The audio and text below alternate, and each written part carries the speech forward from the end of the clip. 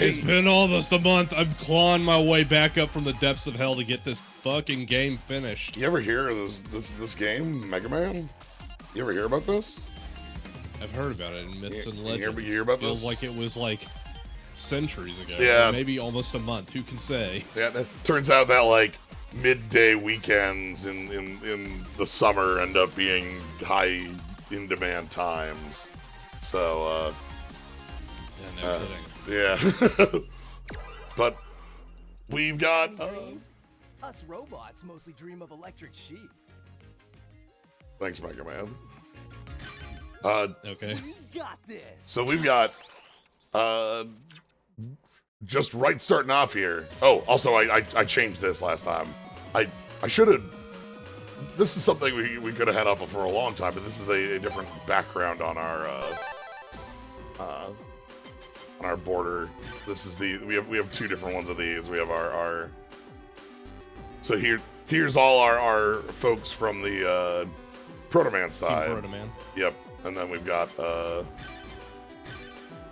Oh fuck! I didn't realize that you got Starman on that side too. Here's and then we've got some future ones we'll be taking a look at down here for other games. That's a ways off though at this stage. We're gonna be taking a break after 5. This is the one we want here. So yeah, this is we have liberation missions in Nebula basically as our bits to do at the back here. We kind of stepped in on the liberation mission, took a look at the map, and that was about where we stopped for last time. We've got this is like our ST folder. Things we want to change because we're doing liberation mission stuff. That's a question. Because we can't use.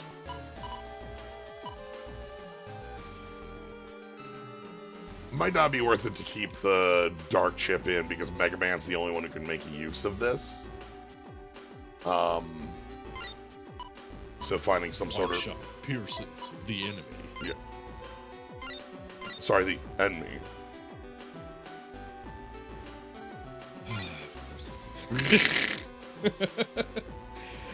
I gotta remember all these little in jokes that we put in. Definitely intentionally, not at all because of space constraint, but also we'll go with that. Yeah.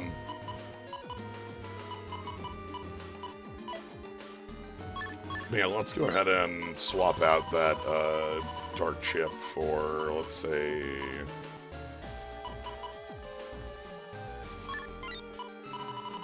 Wait, no, Sanctuary is a... This is gonna be over the line, right? No. I thought there was too many mega chips. It just spared me. Okay.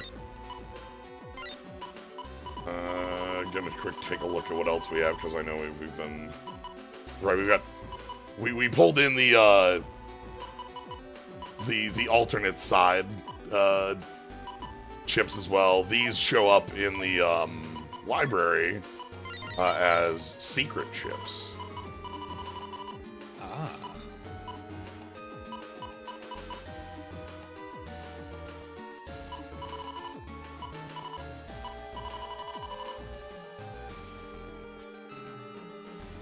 I mean, the good news is that we've already finished the game, so just like, whatever, might as well. Yeah. No, I just realized looking at our border here, like,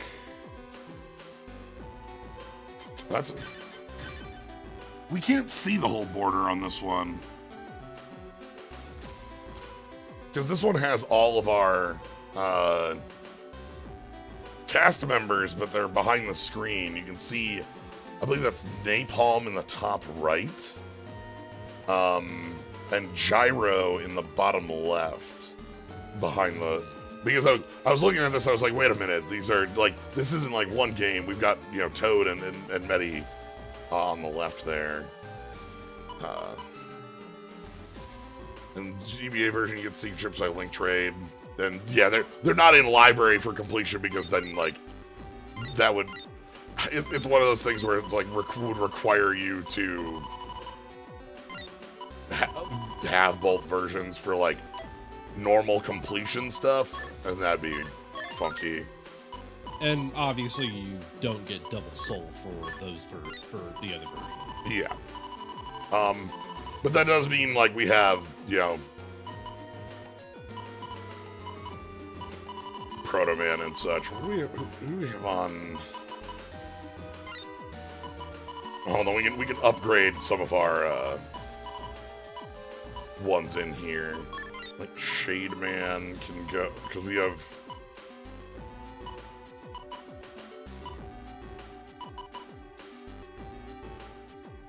I played a lot of Final Fantasy V, man. Oh, Dusty Tome, thank you very much for the sub. Yeah, I got in a good chunk of we did a archipelago randomizer. Yeah, I was able to catch a little bit of it. Yeah. Looked like a fun time. It was pretty cool. I'm going to keep. So my side project for the folks at home, because I've been talking with Slyo about this, is that I have been trying very hard to make Necromancer a viable Fiesta class, and I think I've succeeded. So, the way this normally works is Necromancer is the 4th and final Game Boy Advance class. You only get it after you finish Literally the bonus everything. boss. Yeah, Like, literally everything. There's nothing left. Like, it is a completely superfluous class. You'll never use it because you're done. okay. Ooh, that's a lot. So let's take a quick look here, and then we can jump back in on Necromancer. So we've got key 1, which has a lot of these, like, bits. It has a full lock here. So we need key 1 before that. We have this minefield here, as well as...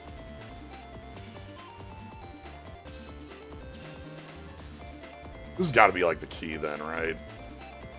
But a lot of, like, spots that'll unlock when we get key 1.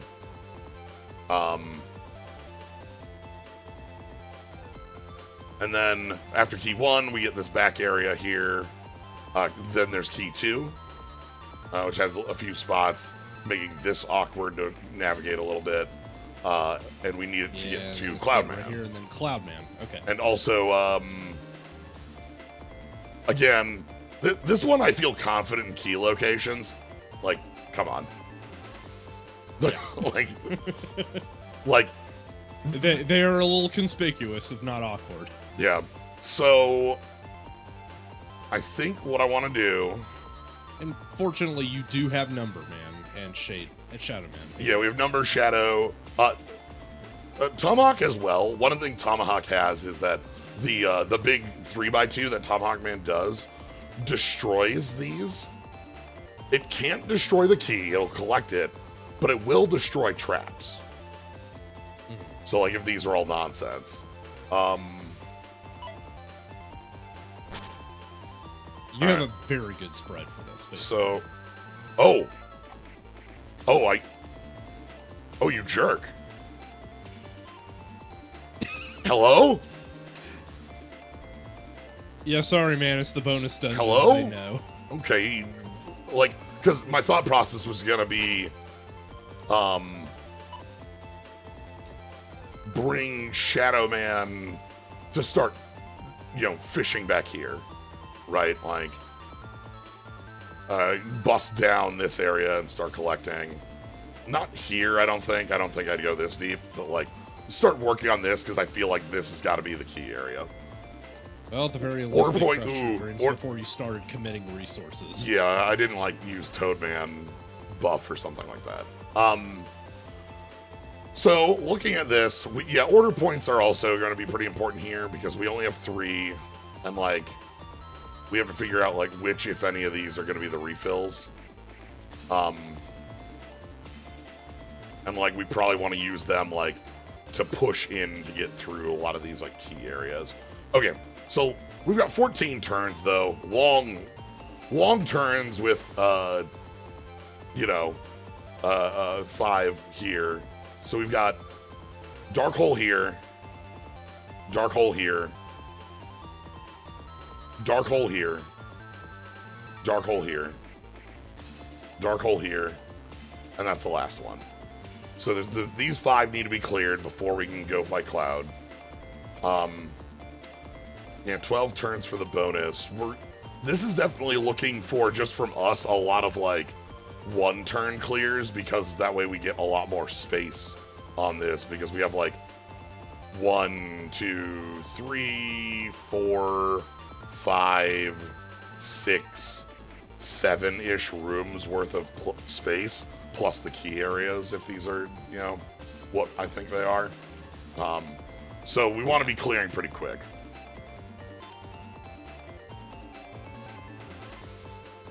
It is still Virus 2. So, alright, well. Game plan. So, I think that means I want somebody to get the all clear here. This just wants to be a 1-turn. Who has, hold on. Who has... Megaman, do you have it? Oh, no. Who's got...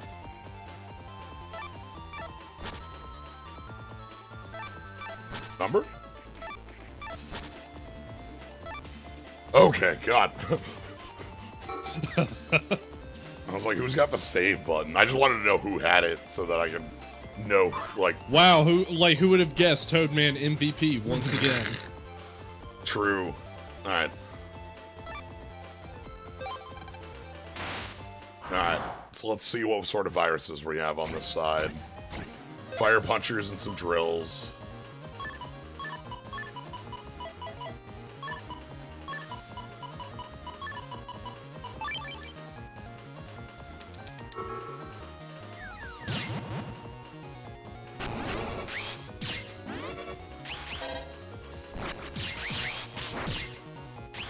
Yeah, a few minutes to get back to the swing of things. We got it! Oh!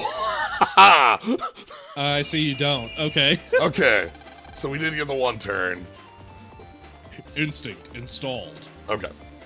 The place we want the 1-turn is up ahead. Like, this is kind of just a slow opening here, so...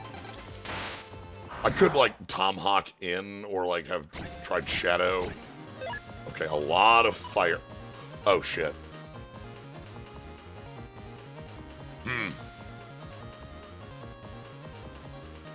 That's not... That's not, like, useful. That doesn't do anything.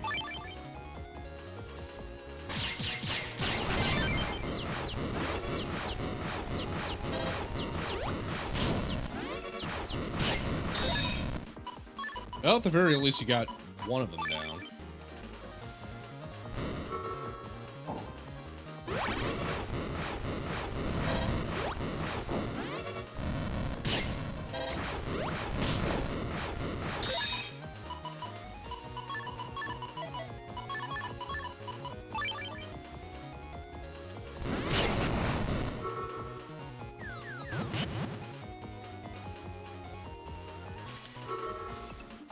Toad.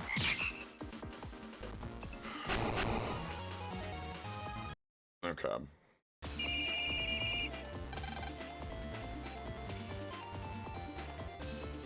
Let's go Toad here. Well,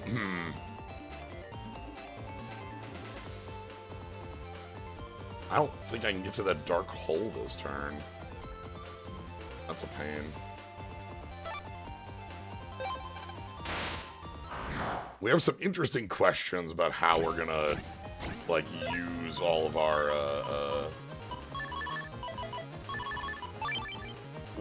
use our order points here.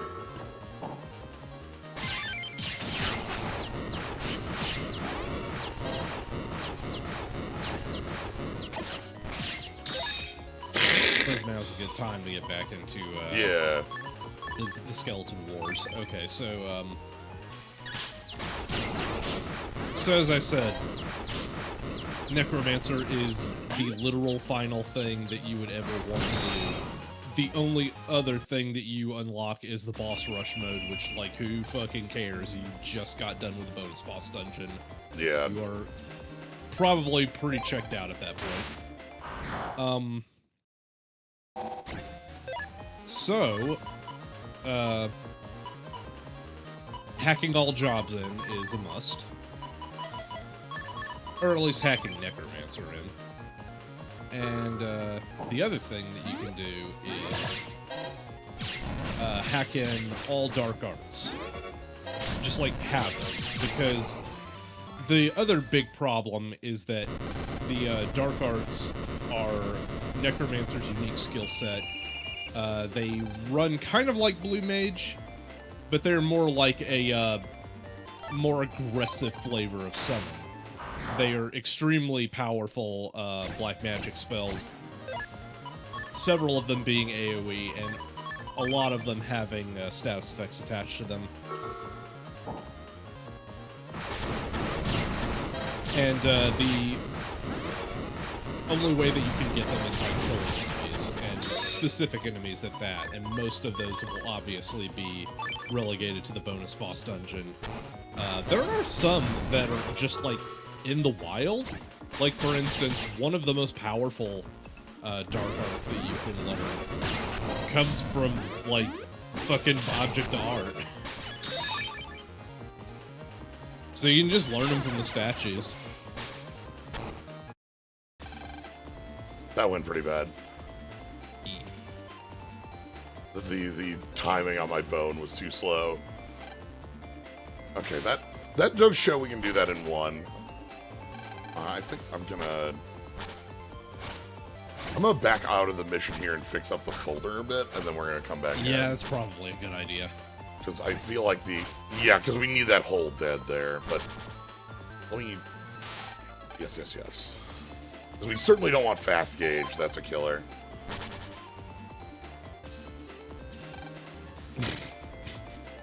Thanks, Cloud. Yeah, come on, man. This is scouting.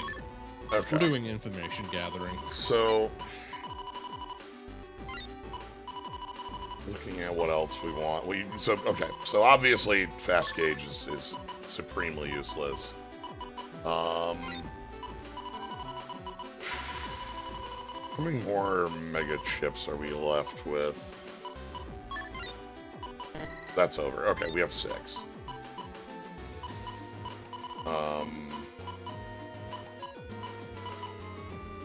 Dark Tornado. Might just be go grab slow gauge and have a good time. Ooh, we have more air hockey and so drill arm 2. Put over the katana, I think. What styles are you going to be using for the most part?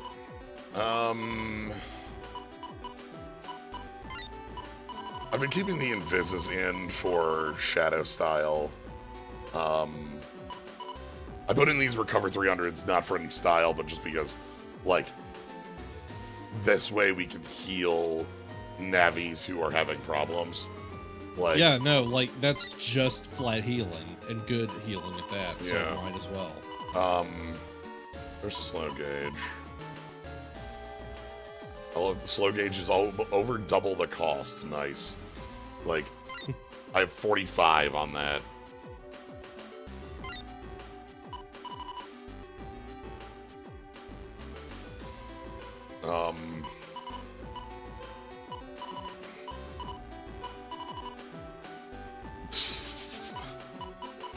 Okay, so, like I said, step 1, obviously hack Necromancer into your save file so that you start out with it. Or at least, you know, you can start out with all the classes if you like, but really just over here. Step 2, you just hack it so that dark arts are all learned from the offset, but you're not going to use them.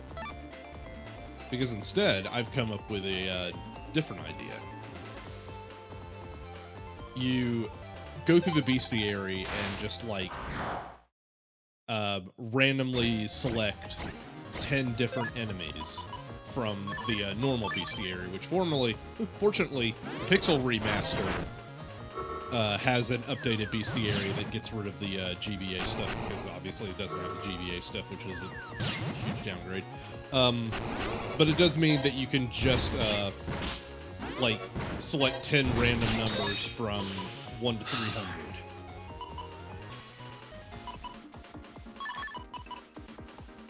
And that's just your bounty list. So what you can do from there is simply, when you kill an enemy on the list, you like unlock a dark art. So you're like arbitrarily assigning these numbers, like players will be assigned spells. Yes.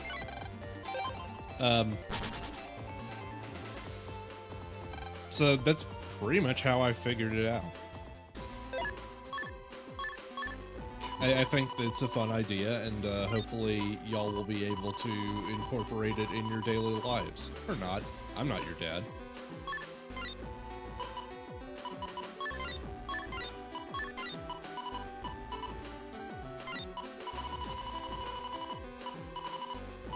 We're gonna go drop that. We're gonna put in Shadow Man SP, Search Man. Chaos Lord gets to stay on its own. That's fine. I'm cutting the setup here down to 1 code.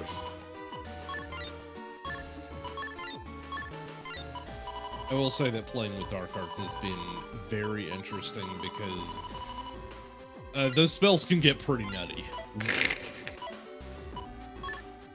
The aforementioned spell that I was talking about that you can just learn by normally killing an object to R with a Necromancer is named Hellwind. It is 45 MP, and it is Sildra if Sildra had Petrify on it. So what I'm going for here is I want Shadow Man to get a 1-turn clear here. I think that's part of my. Oh, is that useful? Is that 1, 2? Yeah. If Shadow Man can get a 1-turn clear here, I can get that Dark Hole on turn 1. Isn't there a Dark Art that's Blizzaja stop in 1? Yes. Deep Freeze. It's very good. Deep Freeze. Okay. Yeah, the Wizard Shotgun, the classic.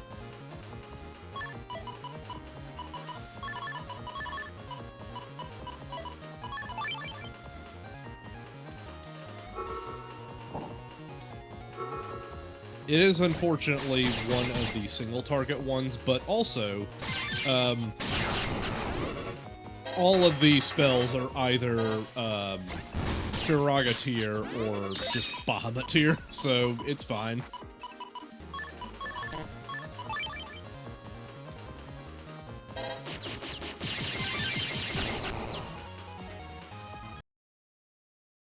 Okay, so no 1-turn there. We're still okay if we can get a 1-turn on the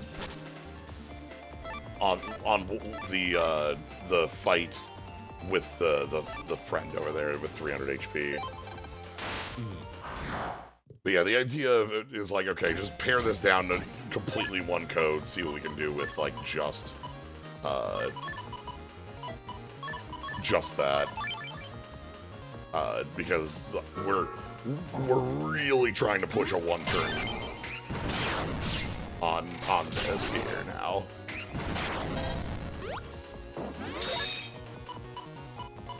On here it won't matter. It's fine that it's not 1-turn at this moment.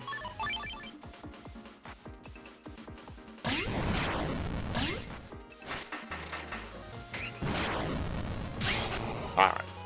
Big drill.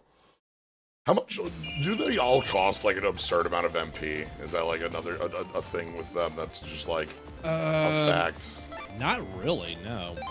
Like the strongest spell is like 75 MP, and that's like slightly over Bahamut tier.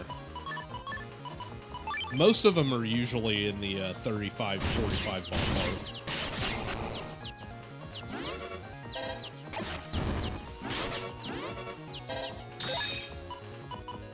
I think the other big thing is that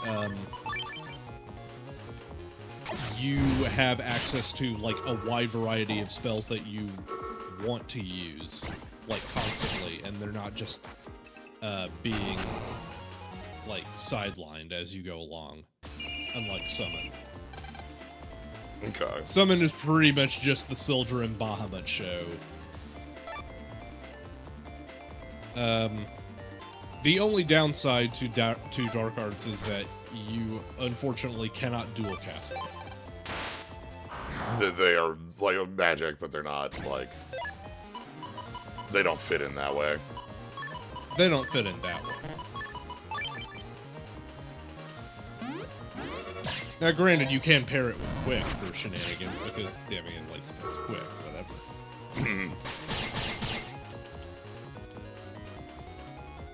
And frankly, I feel like that's the best useful way. You just get yourself your mine with Dark Arts Time and I guess Blue.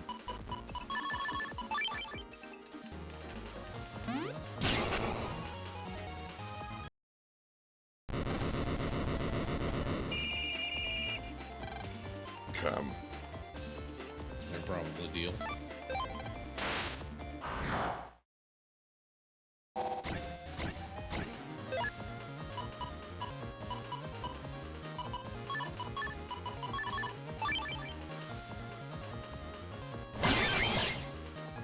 Basically, it's been a lot of fun learning the ins and outs of Necromancer.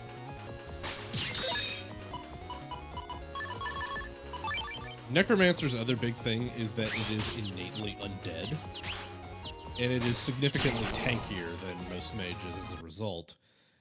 Generally, the only way that you're supposed to be able to heal is through Drain Touch, its default spell. And Drain Touch is cheap and also very powerful for what it does. But also, White Wind works on it. The other thing, too, is that you are allowed to res a Necromancer, even though a Phoenix Down will just kill one outright if it's alive-ish. But it's not, like, super restrictive on that front, so you're fine there.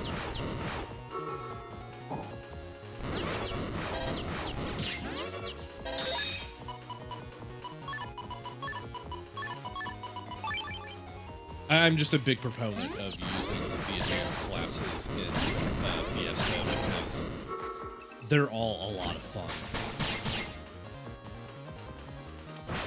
Like, they get some nutty tools, and they're also just kind of, like, weird in a lot of respects, in a way that I find makes for a very interesting Fiesta run.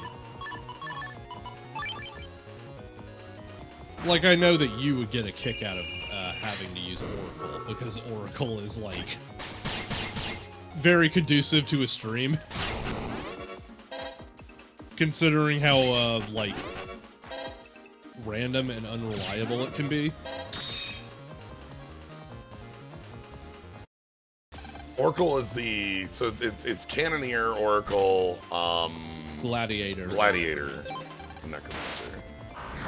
Yeah. Oracle is the most powerful mage in the game. That is to say, it has the highest base magic stat. It can also equip staves and bells.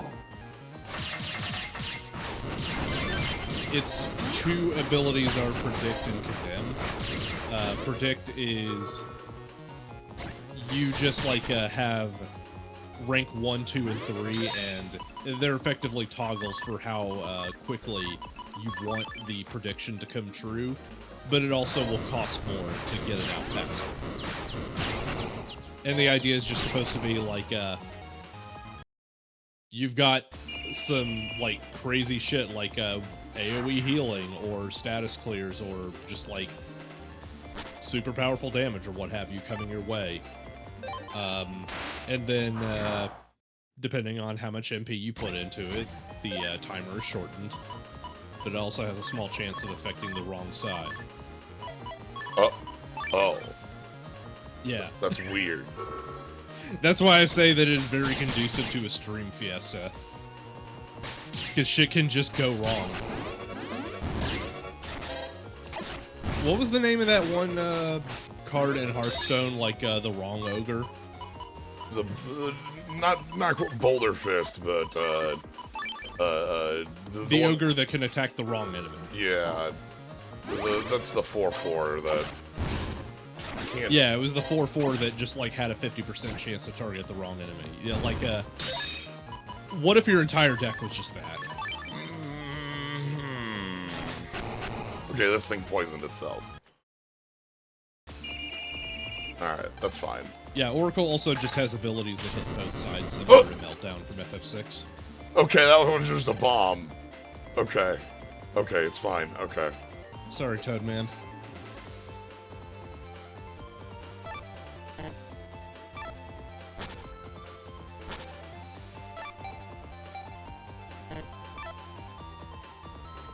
Okay, I can go deep now with Shadow Man.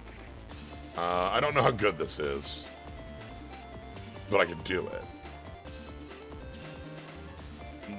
Probably not this turn. Oh, speaking of which, Necromancer also has Meltdown. Like, full Meltdown? Single target for Raja with Sap. Oh, okay, single, okay.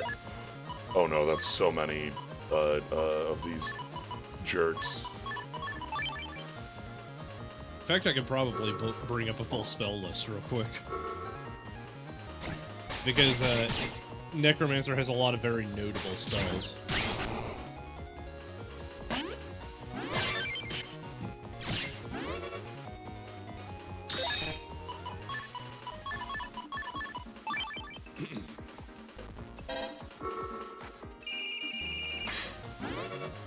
Okay, so you got your Drain Touch, your default, your staple. Absorbs HP, non-reflectable. You can learn that from Mind Flayer or the Damned, which are both World 3 enemies. Damned's in the Pyramid. Damned is in the Pyramid. You fight those quite a lot. Yep. Dark Haze deals non-elemental damage to all enemies, inflicts Old and Confuse.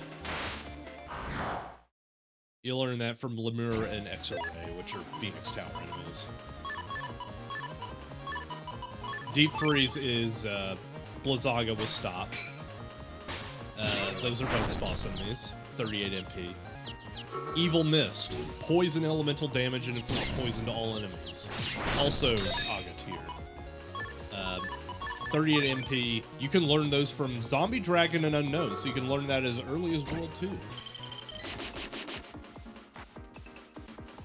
Yeah, Meltdown is, oh, okay, it hits all enemies, not just single target. Faraga with Sap, 38 MP. Liquid Flame, not the early one. Yeah, the Phoenix Tower one? Yeah.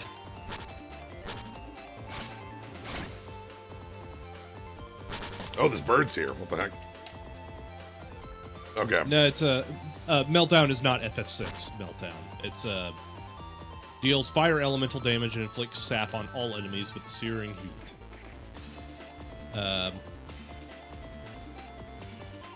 Most of the AoE elementals are 38 MP, so like reasonable for what they do. So. Okay.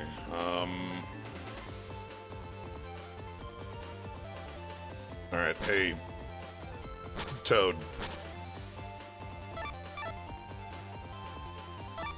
Time for the big show, buddy. You're on. We're singing Shadow Man.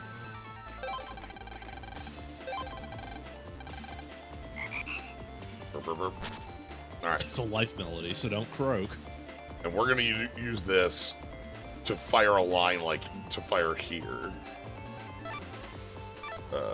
I said, yeah. So my idea is I want this line, and then I also am gonna want this line. And I'm just because I want to get this as open as I can.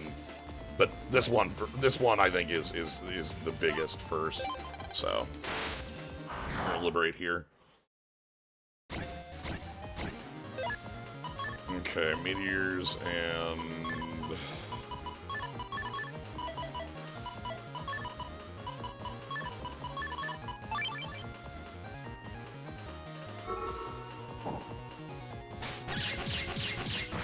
so Hellwind attacks all enemies with cursed wind, dealing wind elemental damage and inflicting petrify. And yeah, you learn that from Object R or Stingray. Or Sting. Okay. Yeah. So Evil Mist and Hellwind are both World 2 Dark Arts you can learn, which is pretty fucked. Okay, we got the line. Sure. I found a heart. Thanks. Okay. $5. Let's I found a gun in the dumpster. Let's have Megaman go ahead and take on Bird. Chaos Drive, 38 MP, lightning elemental damage and causes paralysis to all enemies. Bonus boss exclusive. Or rather, just like a bonus dungeon enemy. Curse, another bonus dungeon enemy. Random, it's bad breath. It's just bad breath. FF5 doesn't have bad breath, so bad breath is here.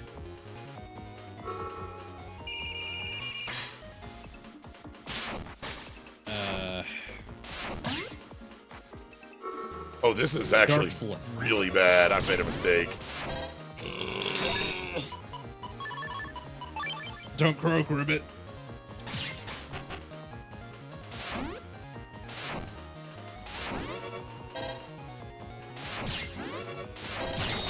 Good enough. All right. So the mistake I made is that it's actually on our panels, not on the panels next to us. So Sanctuary was applying to it. It was taking half damage. Oh, that's piss. We dealt with it. It's fine. Do I want to grab that one?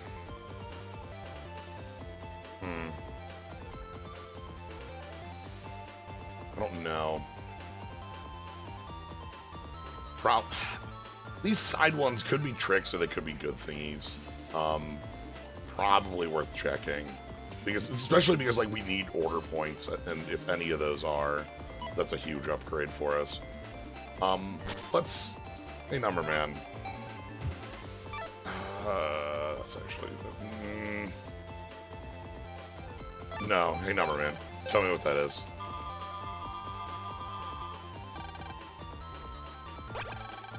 Okay, kick ass.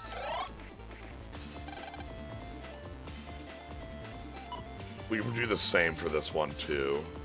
Get in a position for that. Let's I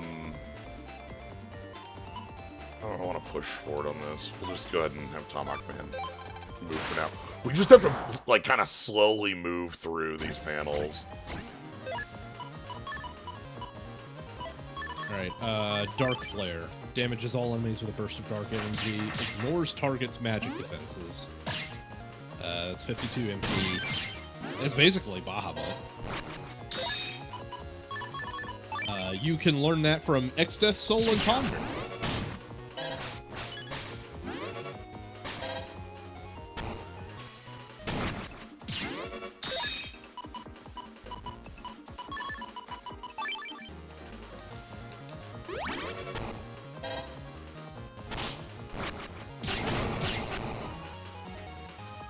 That was a little dicey. That one, I had recover 300s for a reason. Okay. Another bird coming in. Alright, how do we want to... Alright, I see what I want to do. We're gonna save for this one, which means... Okay. The idea here is that if Shadow Man can one turn, we just get this full line and we can get the hell out of here. So So we're gonna try that, see how it works. Final spell is Doomsday. 66 MP, slightly stronger than Bahamut, non-reflectable.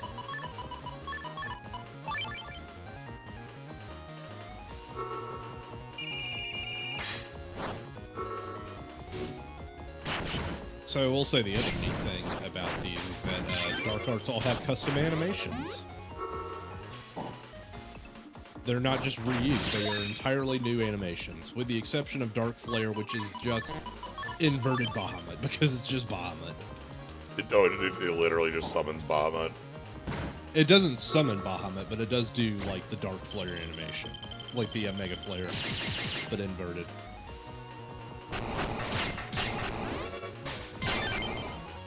Okay, so that took 2 because those cannons are a little annoying to get.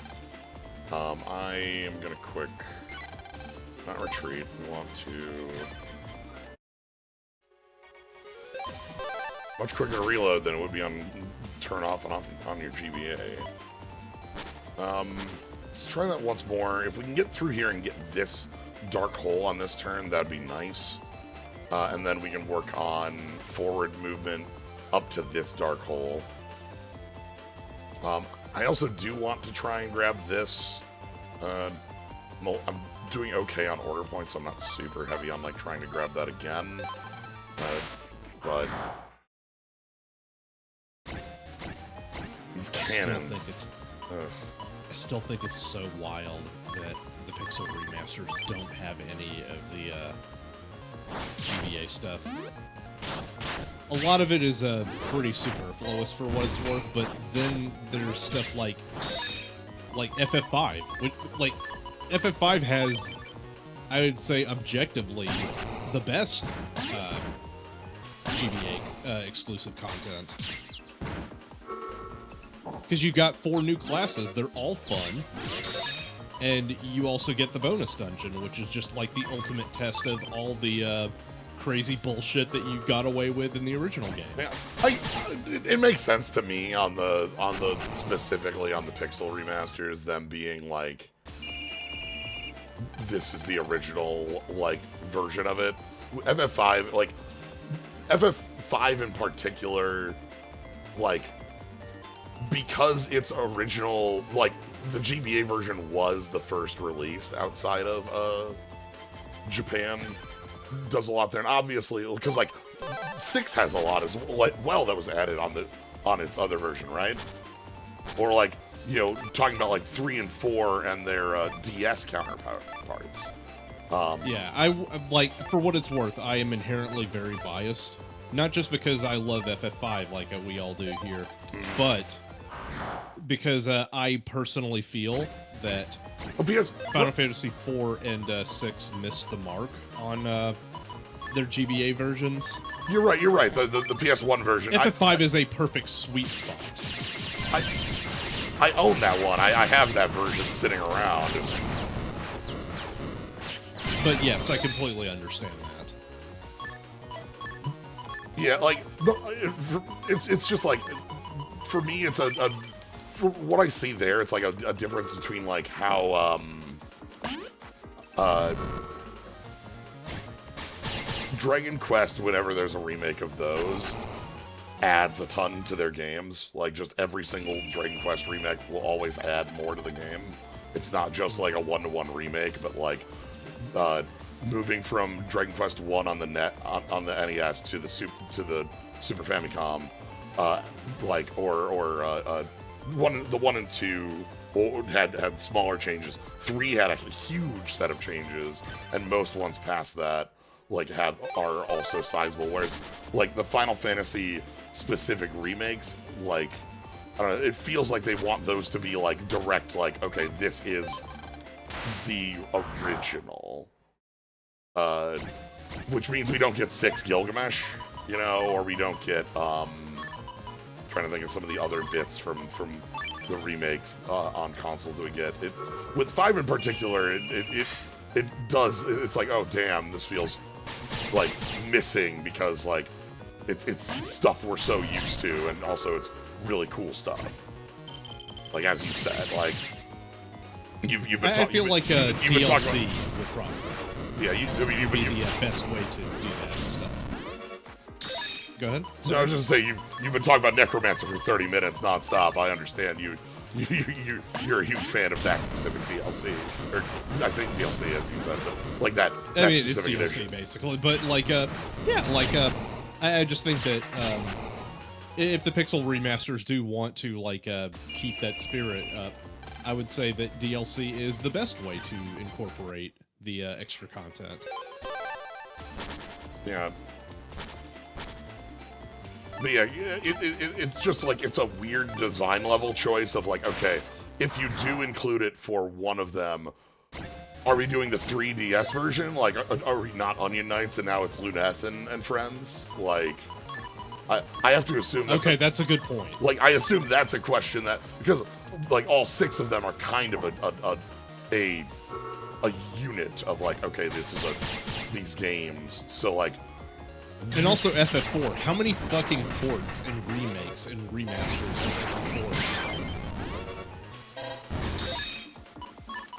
FF4? You'd have to incorporate a lot of like their changes as well. Like FF4 DS plays very differently than normal FF4. Yep, and so that's like a piece of that like I have to assume was like an early question of like, okay, do we want to incorporate that, and then if so, or do we want to like have these be okay? 2 ninjas, I think I can beat 2 freaking ninjas.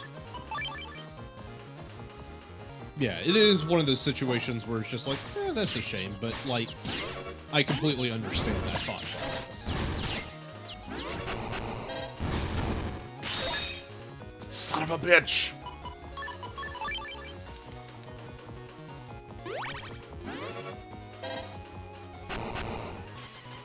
I just want this in one go. We're like right on the edge of this. We got hit by the ninja dodging our ninja star. FF4 PSP. Oh my goodness. And that's one I haven't even like thought of as a title, but you're right. That one also is yeah, around. the PSP ones are also real. Aside from the DS, like the DS versions just seem to be way larger overhauls. You know, DS4 and DS3 are the 2 that come immediately to mind, right? Like, well, I was gonna say just stuff that they tried, but were like, yeah, this isn't really like what we want to keep moving forward. Because I noticed that like they leaned into the GBA content more for the PSP remakes. yeah. FF1 and 2 have the Dawn of Souls Rebirth of Souls content. FF4 PSP has the GBA content. I guess that's another bit. 2 having the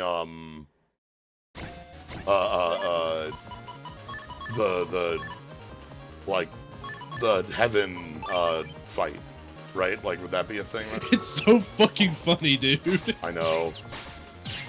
Like, not only is it like a fun a fun wrap up to like the fact that hey, all of the characters that died during FF2 just so happen to form the perfect party composition for like trawling around in the afterlife. But also the fact that the Emperor just split his soul so that he could just go conquer heaven and hell at the same time. It's so fucking funny.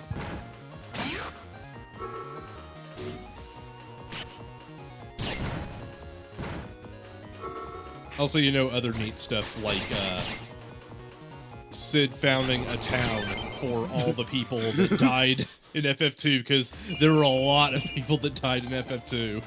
Okay, we finally got there. So now we have kind of a free reign on where we want the rest of our team to go on this turn. Excuse me. Somebody's got to take the dark hole. And then we want to like get over towards this spot down here where the key is likely. Probably going to want to just have a Toad do like a long like fire into this lane, like this, just to get us deep in there. We currently have, I think, we have 4 order points, so doing that should be fine as a line to get in here, and then we can take that dark hole next turn. So let's go ahead and get this cleaned up and just start moving along. Mega Man can take the dark hole. Oh, this is a very small zone. That's fine. 1, 2. The main weird catch with FF4 PSP is they added a tie-in boss for the After Years because it was bundled with the After Years. Oh, so... they did. It did, huh? That's. Yeah. Why would you port that without porting the After Years? Well. But no, I completely understand.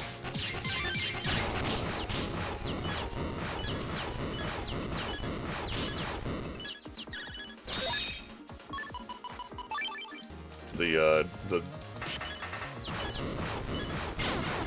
damn it. The confusion from the jerk there made my movement just impossible. That's a very annoying. Oh god, alright, I'm gonna have to do the Shadow Man thing again, damn it. Yeah, good.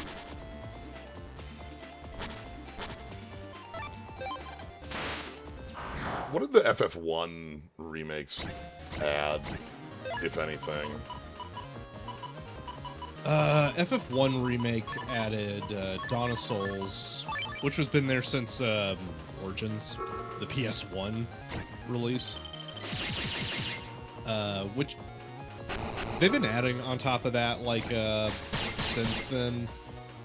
It's mostly like 4 new dungeons that all incorporate bosses from FF3 through 6.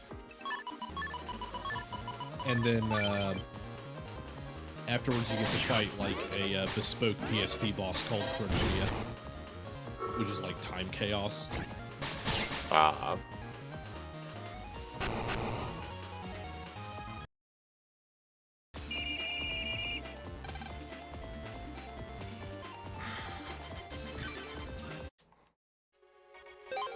I got that clear, and now it's going to be a pain to get that again.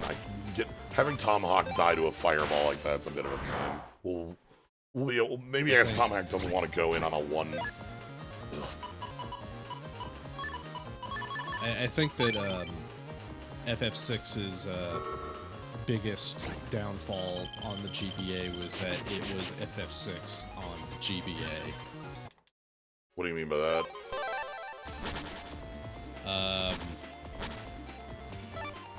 Like the GBA was really like couldn't handle FF6. Okay, I was gonna say, was it just like an awful port or something? Like, that's not a version of the game I've ever played. It was a serviceable port. It just kind of looked like ass because it couldn't fit FF6. You know how beautiful FF6 already looks on the. It was pushing the SNES to its limits.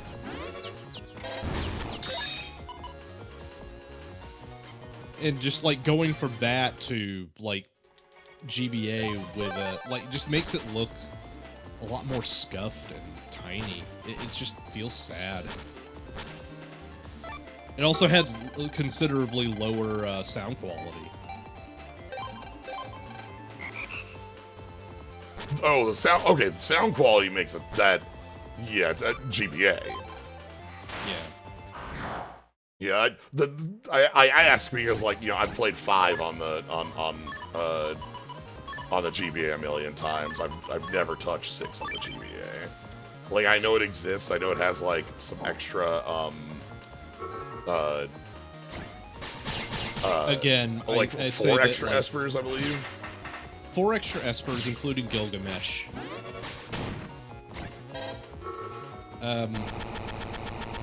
I think, like, again, in my honest opinion, FF5 was a sweet spot for GBA content.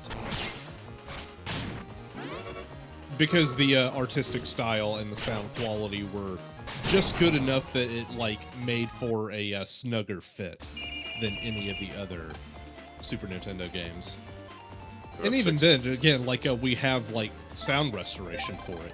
We also had color and visual restoration for it, by the way.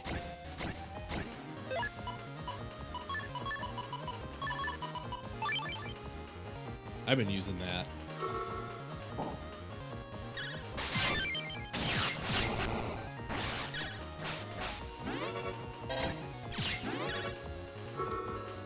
Oh!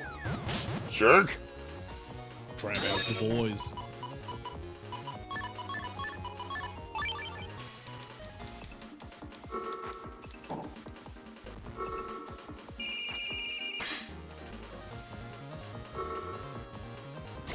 Okay. And then throw the hockey field.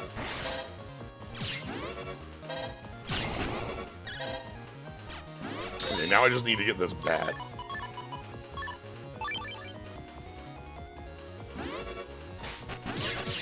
There we go. By the way, Necromancer has one command other than Dark Arts, and that is Oath. Okay. Call forth a deep. Deep. There we go. Where... I think Shadow Man needs to start working on this. Demon Yes, alternate... Demon is alternate animals. Okay, that's funny. It has 4 abilities in total. One is a skeleton that casts Thundara. The other is a stingray that casts Aqua Breath. Undead Dragon that casts Poison Mist. And then a Flaremancer that casts Flare.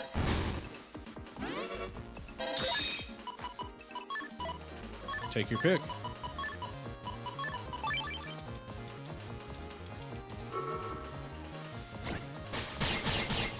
Five HP. Okay.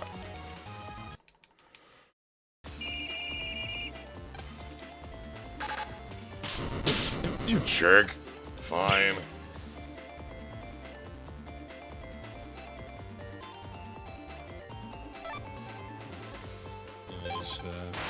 Alright, let's just move up this way.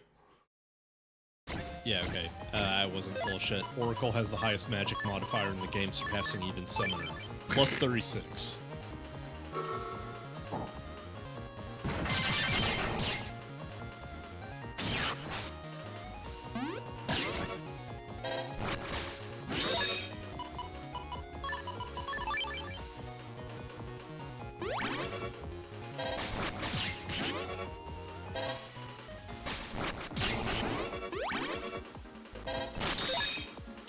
You jerk. Alright, the axe is in the air, it's fine. Okay. So that was turn 4? By the way, here's something nice about Oracles. They can equip ribbons. Oh, wow. Okay. Yeah, Oracle, Monk, and White Mage are the only jobs that cannot equip knives, as there is no equip knives ability. The only knife, quote-unquote, they can use is the Man-Eater. Because the Man-Eater's already like a mishmash of weird fucking synergies. Mm-hmm.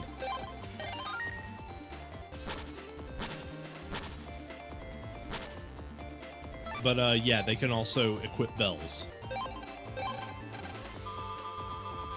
Alright, give me the goodie. Okay. There's key. Wait, hang on.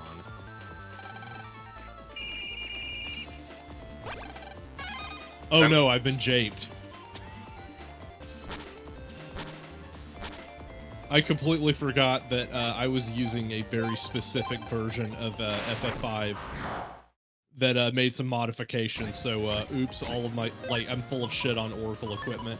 Oh no. Oh, did you just make up things about Oracle there? I accidentally, yeah, sorry, I'm sorry, I'm trying to fix it. I accidentally made up some things because, like, I forgot that the version of the game that I used, like, had modifications to make it more Fiesta compliant. Ugh.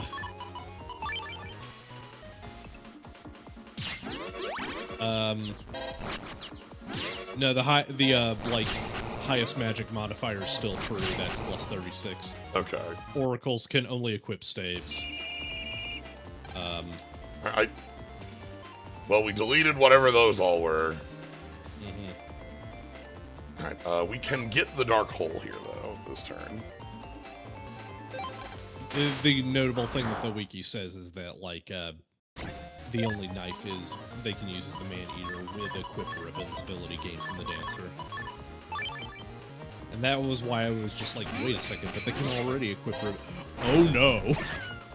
Oh no, I wasn't thinking about the right thing.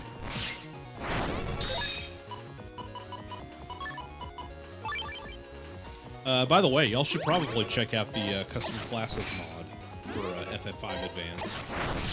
It is a fun way to spice up your Fiesta.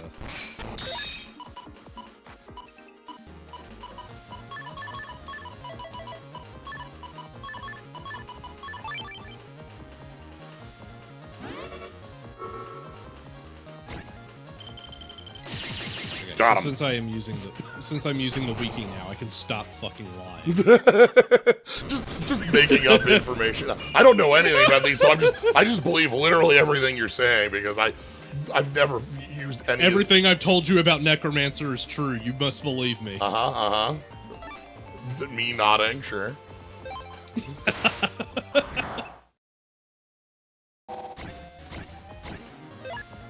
Let's see. Condemn is Oracle's innate command can be a powerful attack. Both it and Predict have a chance of benefiting the enemies rather than the party. As such, they are risky.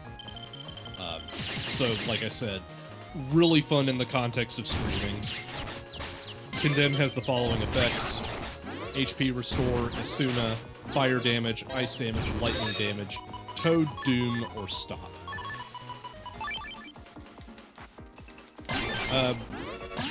The thing, though, is that Condemn is a skill set, so you can pick either of those things. And you don't have to learn them. They're just there by default. Oh, that doesn't grab any of these items. Also, okay. So we got this dark hole down. I have freedom to go run ahead now with Shadow Man.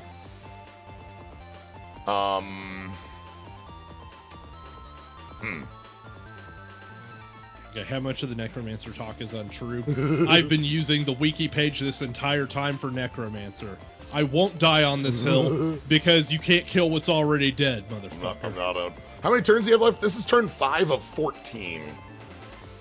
So, I think we're making good time. I just need to keep things going well. Our current limitation is that 1 point. That's a problem.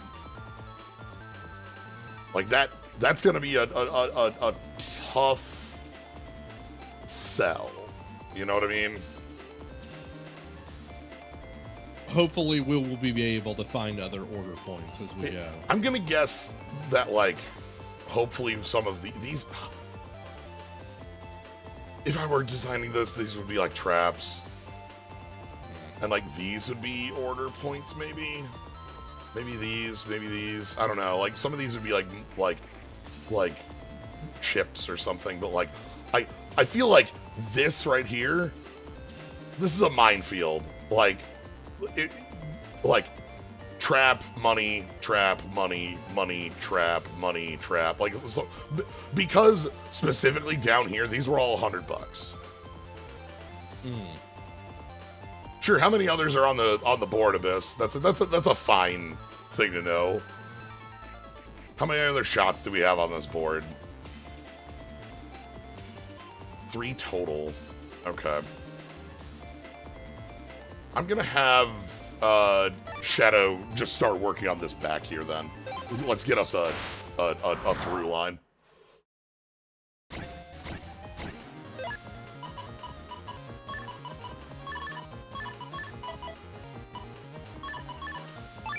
So it's basically like Condemn is a full skill set that you can choose from in a menu. Whereas Predict is you don't know what you're going to get, but you are allowed to, like, manipulate the timer by putting more MP into it. The rank chosen in the predict command affects the MP cost and the time it takes for the ability to execute.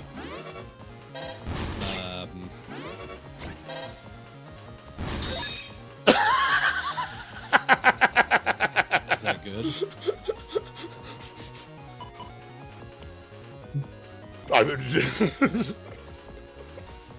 This is Jotaro in the frozen time right now, like... The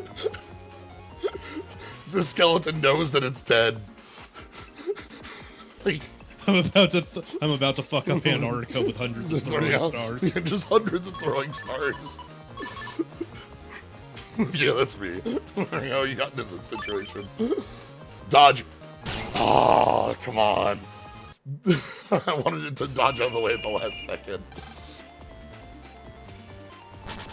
Okay.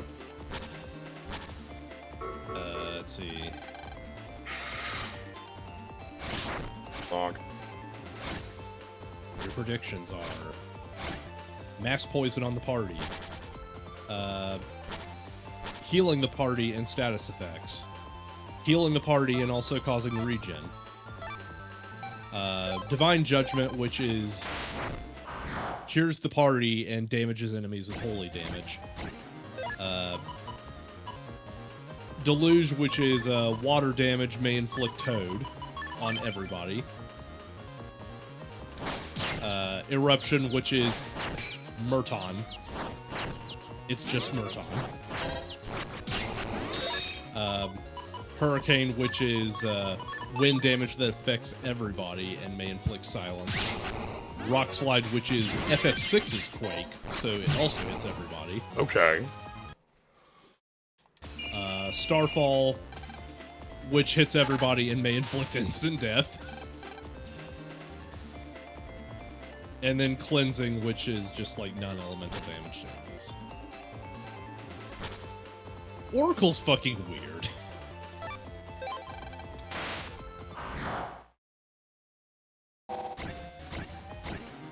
Okay.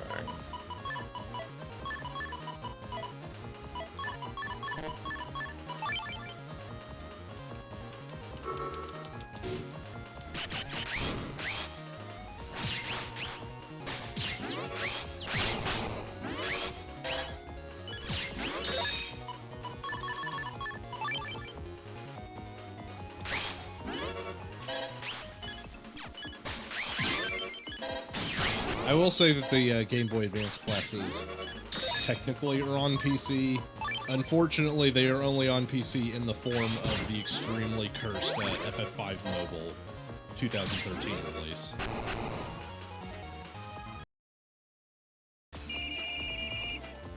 Alright. So, Toad is gonna go take care of this. Also, Oracle's passives are pretty good. Outside of Condemn and Predict, which are obviously like job level 1 and 2, at 3 it learns ability points up, which is 50% boosted AD. And then Read Ahead, which is dramatically lowers the encounter rate.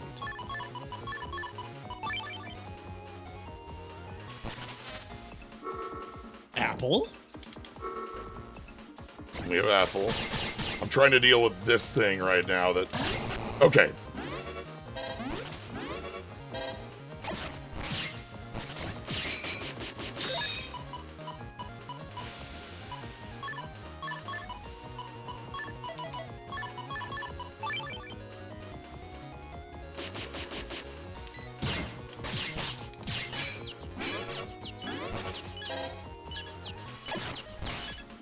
No! Time up! Oh, damn it. Freaking Apple. That's kind of bad. I don't like that failing. That the jerk behind me is a bit of an issue. Okay, so we're up to Cannoneer. Cannoneer's fun. You get to be a pirate.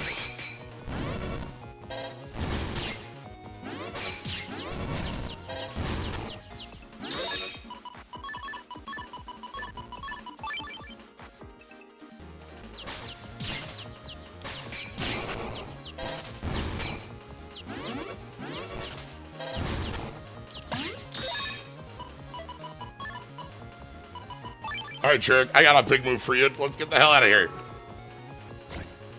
Hey, buddy. Nice try. Leave. Okay. Oh, sweet. And a Bufra. Bufras. Okay, we still have number...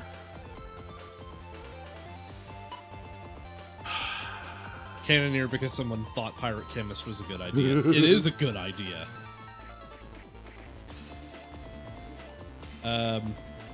Cannoneers have like a similar stat spread to like red and blue mages. Like they can equip all of that stuff. They can equip knives, swords, shields, magic hats, combat hats, robes, light armor, and armor. Yeah, like they're basically like in the red and blue mage tier of equipment, so that's nice.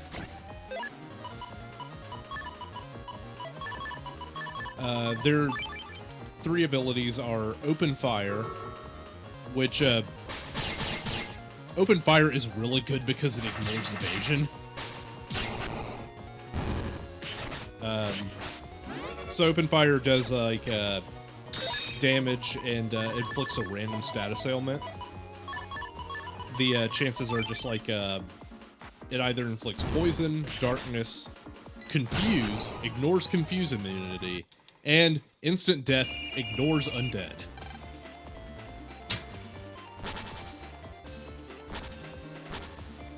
Open Fire is really good.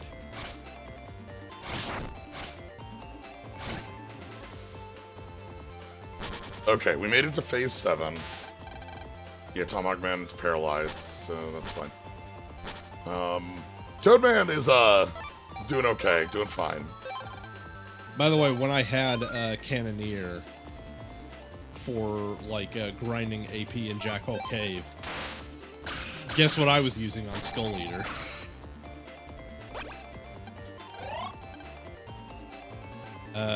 The second ability it has is EXP up, which is 50% boost to EXP gain. And then Combine, which is its bread and butter. Okay, and that's the one that you can use, like, for nonsense, right? I remember that one. That's the one that you can use for nonsense. It is a more aggressive version of Mix, but it does also use its bespoke ammo. Okay. So we're having Shadow Man go down here to try to, like, see if we can't grab that key.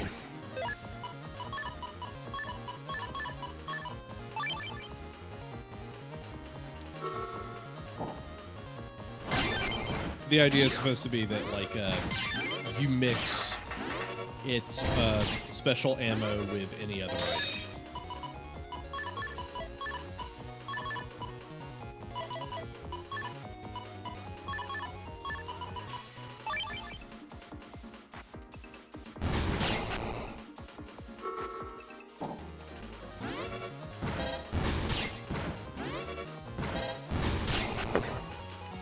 Yeah, Shadow Toad is super good here. Well, you can go anywhere you want with Shadow Toad. Right, what was this? Oh, sure, heart.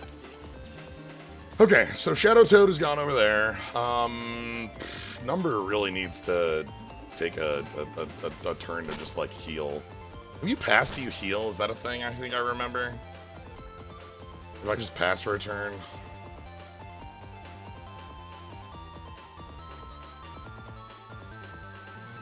I'll have to think on that, because if I also could just heal by using the recover 300s that I have in the pile. You know what? Let's do it this way. We'll pass. That heals 3. Okay, 300's the number. And then Mega Man can take this one. We're gonna be going for that dark hole on the next turn.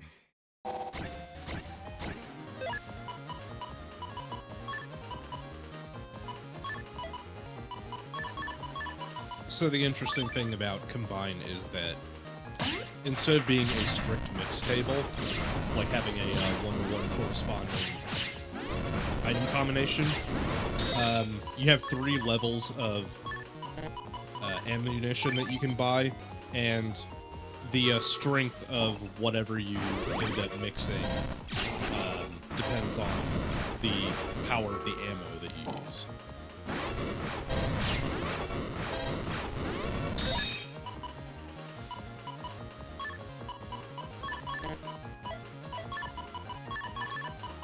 So, for example, Divine Shot, which is you mix a hero cocktail with the to do major holy elemental damage. That holy elemental damage gets stronger based on like how the grade of ammo that you mixed in with it. Oh, okay. I left Shadow Man in range of bopping. You fools! And yeah, and Tom Hawk's been stuck here for 2 turns. That's okay. So what we want to do, Tom Hawk Man's back up. First thing that we want to do, let's see if this is the key.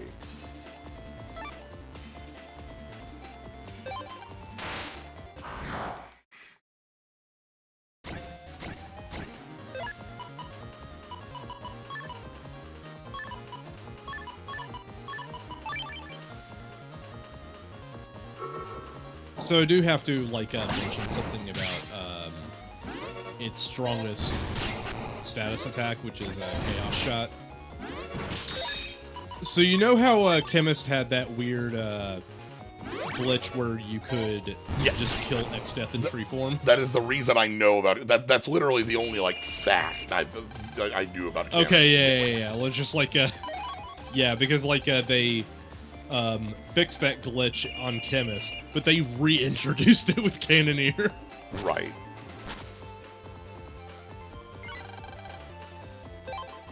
We're doing really good now, by the way, on this. We're on, we have, 4 turns still left to finish, and there's only this dark hole. That's it. Yeah, we're actually, almost cleanly finished through this now. Yeah, Phase 8. So it's Phase 8, and I have I have 4 more phases to get up to Cloud and kill, with a ton of order points left over. So, first things first, let's just go ahead and take this out. Let's go ahead and clean up the last dark hole here.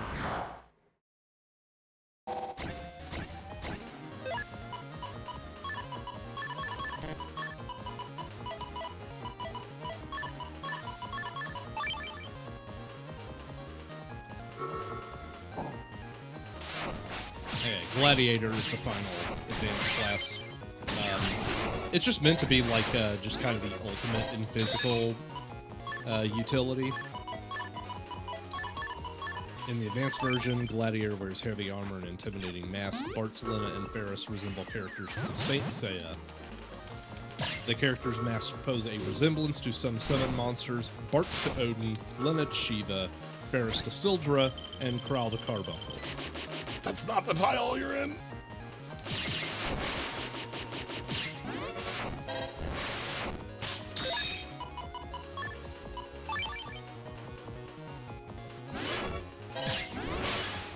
I don't think this works because it's a flying enemy. Yeah, okay. That's fine. The Gladiator job was redesigned in the now defunct mobile port to look worse because everything in that version looks worse.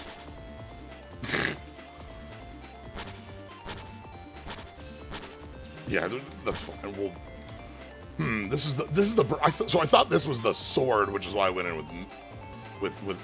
Aren't there 2 big viruses left? Well, so I don't think it's not. So some big viruses just exist off on their own. I thought that this bird was associated with just, nothing, and that the sortie here was with the hole, but it looks like the sortie's on its own, and this bird from up here is associated with the hole. I'm gonna have Tom Hawkman go take care of this. Actually, no, it's gotta be, it's gotta be Megaman. We just needed, the bird is a little hard to deal with. We have dealt with the bird a lot better with specifically Nightman has always been our best counter to bird.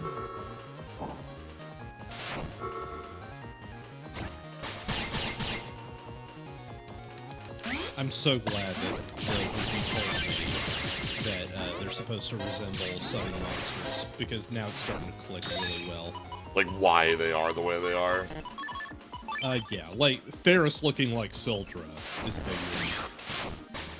But also, Cryo getting Carbuncle's ears and its tail, and its little gem.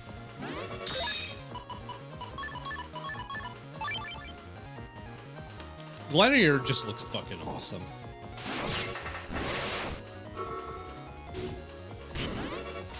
Gladiator is one of the more powerful physical-based jobs in the game, boasting the highest strength tied with other heavy armor jobs than the Monk. They also have decent agility, but suffer from poor stamina and magic.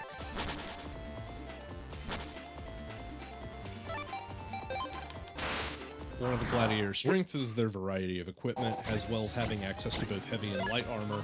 They can wield shields. Do they have any techniques at all? Like, or are they just... They do. They do. I was getting to that. Okay, because, like, that's one of the... You know, it's like, here's Gladiator, what do they actually do? Yeah. It's just mostly, like, notable because they can wield shields and most weapons, knife swords, night swords, spears, bows, and axes. They just have, like, a very diverse amount of, like, so their abilities are, 1, lure. They have aggro. 2 is finisher. Finisher is a weird one because, like, it can do one of 3 things. It can either fail, perform a regular critical hit, or do quad 9s. No! Come on! It's a 2. So finisher's Odin, basically. Yeah. Odin for single targets, yes. Down to 2. And also, like, you could call it just sort of like a super dance, in a sense, because, like, you're gunning for sword dance. And also, the higher level you are, the better chance you have of getting sword dance. Like, at job level 4, you have a 25% chance to fail, 25% chance for the crit, and 50% chance for the quad 9 attack. Okay, so the same as, like, a sword dance off of, like, having the equipment on. Yes. And it's also, yeah, it is quad 9's damage in that character's element.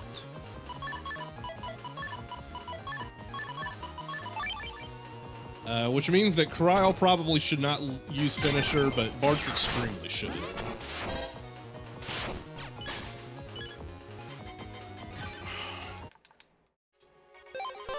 This bird's a beating. The big thing about this bird is that on a 2-panel spread like this, the bird is not active on where you would think. The bird isn't on the panel ahead of you. It's a Dominard. It's on the panel that you're on. So, like, when I get hit like this, I need to back off and do that. Yes, just that. Whatever I just did there, just do that. Just... like, it's actually really easy if you just think about it. The last 2 abilities that it has are Long Reach, which just lets you attack fully from the back row. Okay. And Blade Blitz, which deals damage to all enemies at 75% of the power of a normal attack. Okay, so it's not kick, but it's sort of kick. It's sort of kick. Just crush it with moves. It is, like, yeah, again, Gladiator is just very solid all around. And it looks really cool.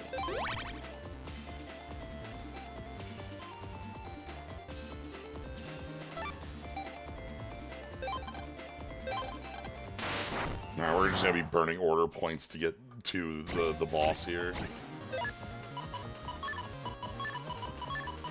All of this not just to, like, you know, have something to talk about while we're busy here, but also because, like, I genuinely believe that you should be putting advanced classes into the rotation for Fiesta. They're fun. Yeah, they take some prep, as you've mentioned with bits, but like I don't think I've ever played with any of them on my own. Trying to think if that's true or not. Numberman grabbed this item. I don't know if this is real. Yeah, like, the big thing that keeps them from being used more often than you'd like is the fact that, like, the first 3 can only be gotten after you get all of the tablets. Yeah, Zane, that's what... That's part of the bit here is that, like... Oh, wow, right, Numberman's charge is really slow. Is like putting Necromancer in like beforehand so that you can actually use it, you know. Hell, putting any of the advanced classes in beforehand because like they come so late. All right, let's see what this item is. Yeah, okay. That's why I'm also just like a huge proponent of just fucking cheat code all jobs into your playthrough at the start, because like who cares? You're gonna use 4 of them anyway. It makes the early game a lot more fun as well, because you're not just like waiting on something. It does mean that Cannoneer doesn't really get to use okay. Rip that idiot. It does mean that Cannoneer doesn't get to use Combine, but Cannoneer does get Open Fire, and Cannoneer is a fairly decent class for, like, equipment. And again, as I've mentioned, Oath will keep you going for Necromancer long enough, and I'll be right back. You can... Go ahead. Yeah, I'll be right back 1 second here. Yeah, of course.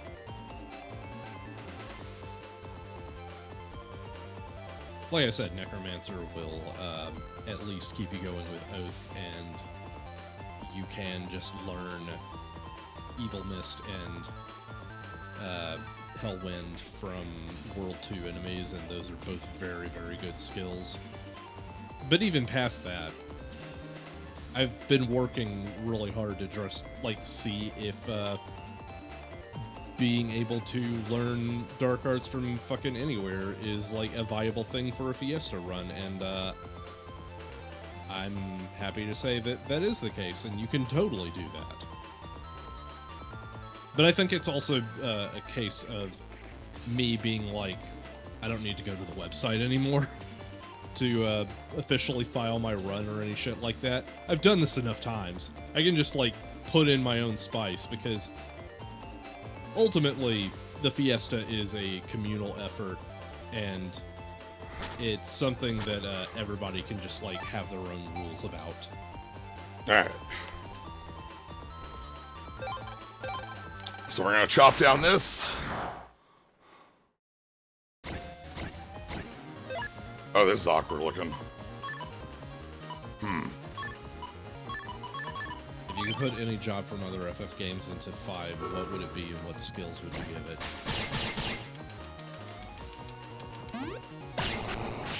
Kind of a tough one, because a lot of Final Fantasy past 5 doesn't, like, fit into the job customization format.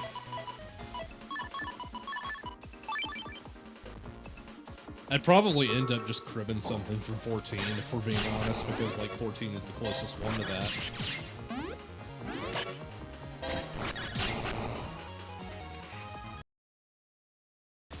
Other jobs, Or 10-2, yes, 10-2 is also...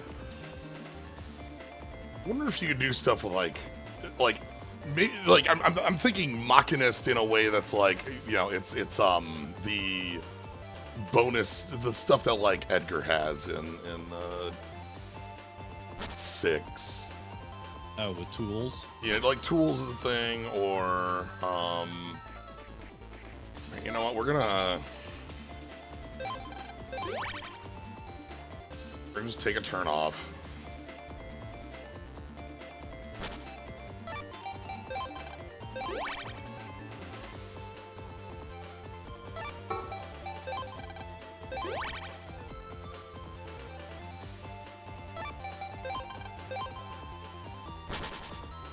This puts us on like turn 10.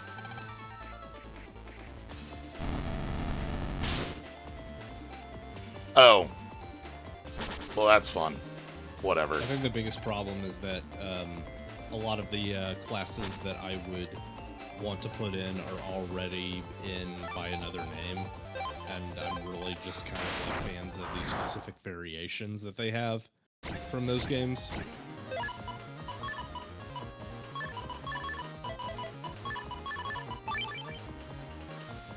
Hey, if you like job systems, here's a game you should play. Jimmy and the Pulsating Mass.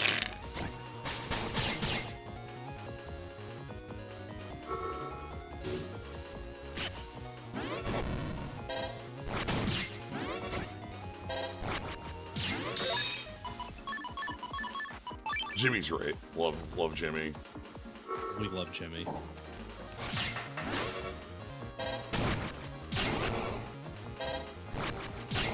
Okay. So, cleared out all the dark panels. Megaman's paralyzed. So, oh boy, this is gonna be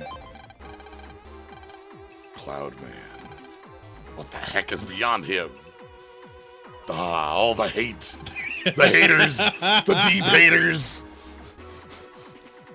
Deep in darkness, all the hate. All the deep haters. Alright. Let's ride. This is a bad matchup, but, like, it's fine.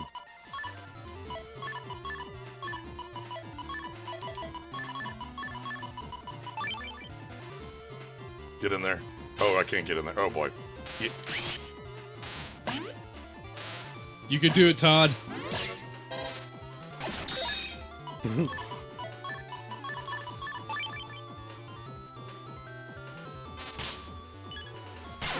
Yeah, terrible matchup. I no longer think you can do it, Todd. Terrible matchup. Just terrible matchup.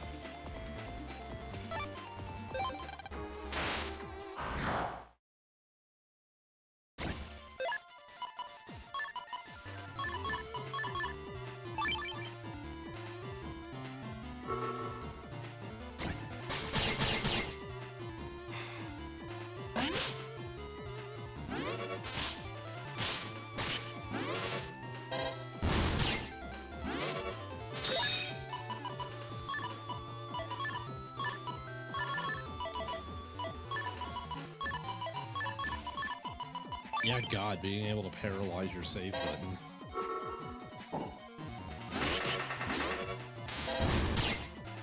Okay, you know what? I say that I was having trouble trying to figure out what classes you could put into FF5. And, like, you could probably just get some shit from Bravely Default. There's a lot in there.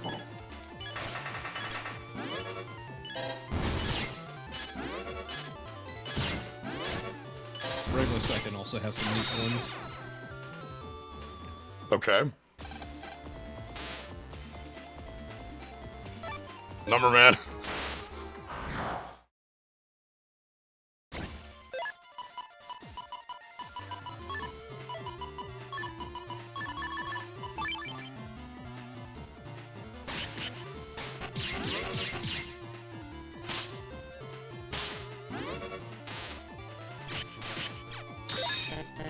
Number man, don't drop that rock.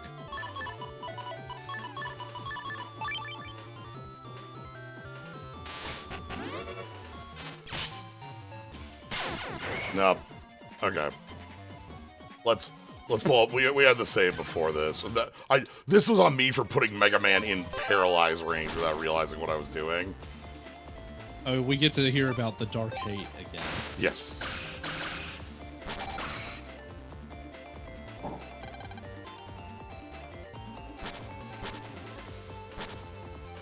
And you get a good starting handicap. Yeah, we can just move on in for a free turn on a couple of these.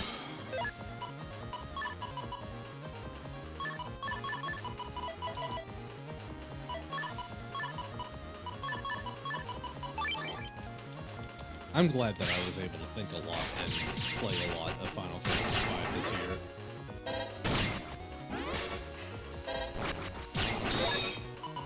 I hadn't really gotten around to Fiesta in a while, so it's nice to be back.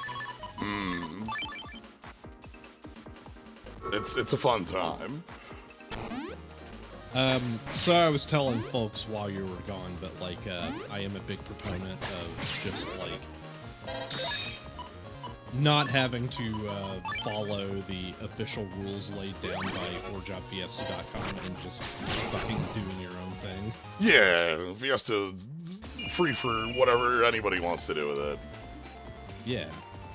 Alright, I'm gonna have Numberman go be our turn scout here.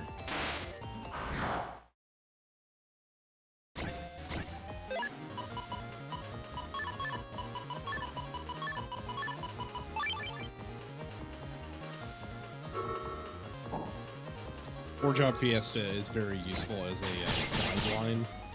It's just like a way to like restrict yourself without having to think too hard about it. But ultimately, I think that if you want to just branch off and do your own specific thing, then it is fine. Yeah. Because that's the spirit of the Fiesta. The ninja's gonna die to... Yeah, okay.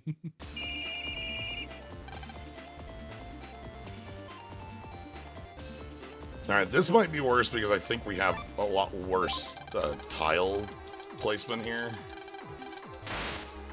So you don't have all this the cleaned deep up. hate is gathered in the hate of hate. Yeah, now we're actually way back here. Okay, this is actually gonna be a lot worse. Okay. We don't have as much room for dodging.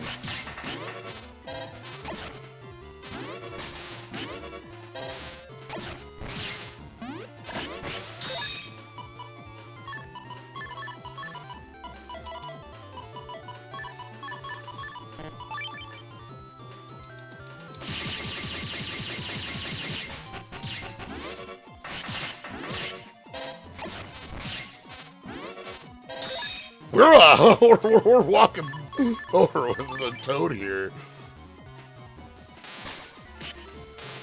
Hey, as long as you don't die, it's fine.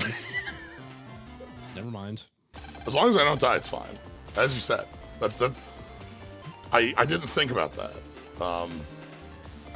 Yeah, but you just don't die. Just don't die. It's easy.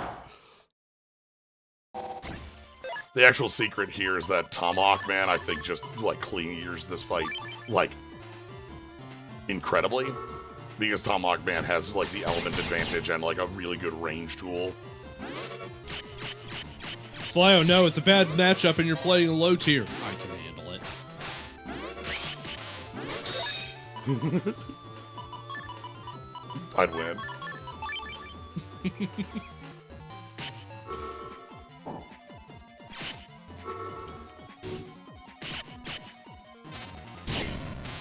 I have been thinking so much about that awful fucking Kuso game that Tyler's been playing for the past several days.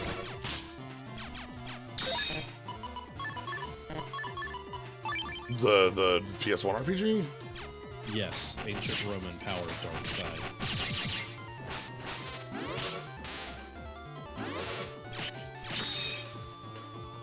Okay. I mean, I told this to Dubs, but I was also just kind of like, man, at least the Demon Rush had passion.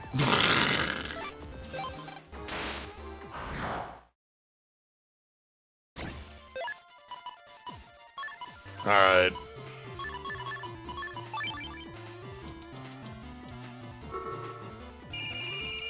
Let's see if I can get the sniper. Good. Got him. If you haven't experienced Ancient Ancient Roman Roman. Power of Dark Side, you have no idea been playing and watching some Mega Man Make a Good Mega Man Level 3. Yes, I've also been seeing some of Make a Good Mega Man Level 3, and like seeing some specific Battle Network references and characters threw me for a loop. Just, I was so excited for it. It's a thing that's like, I would love to stream it, but it's so huge that it would just be like, it would have to be like pared down in some way. I am trying to just like keep myself free of spoilers because I want to try it out. Hence me being vague on what we've seen, but like it, you know, it is a thing that has many a Mega Man reference from across different series. All right. Anyway, you see that? Yeah, eat it. One turn. Cloudman's dead, and hopefully nobody else went with him. Well, 9 phases. Oh, I mean, a lot of that was like save scumming, so you managed well under par. Yeah. If I wasn't doing that, like, so say we aren't doing, because there were 2 points where I did the save loads a lot. One was trying to get a free load, a 1 turn on a specific line. That basically would have given me a full phase, like, to get through there without that 1 turn. So, like, that can be, like, okay, put us on 10. And then there was the loading on the bird, and that one's actually a lot more of a big thing. That was, like, I feel that one was like, oh, God, that could have been really bad if I'm not, like, getting that fight right. But we got a reward from the officials. Yeah, sure. Cool. Thanks. Uh-huh. All right. Welcome.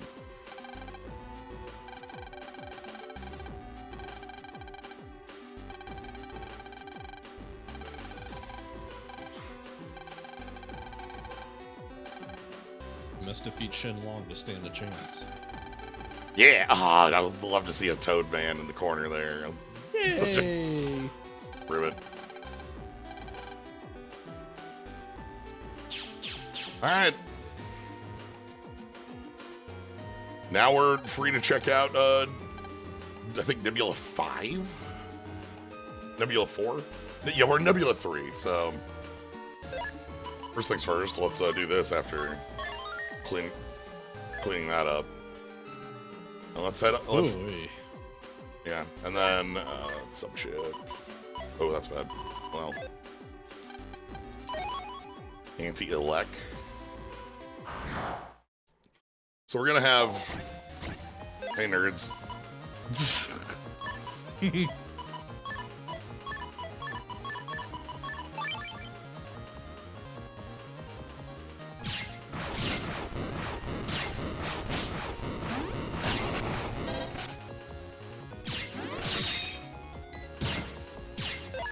Oh, I don't have to, like, be doing these in one go.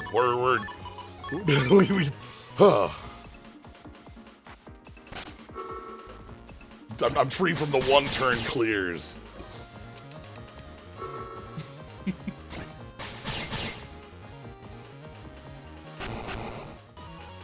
Alright.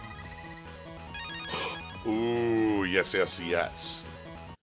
Do I still have collect? Oh my god, what? Hold on.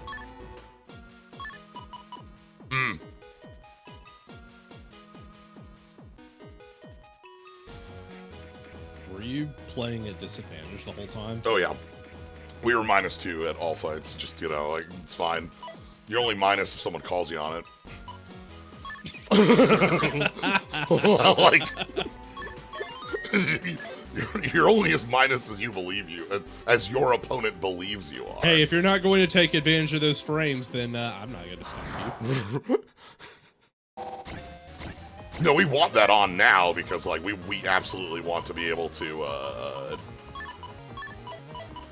It is just something to remember once we get to the next one.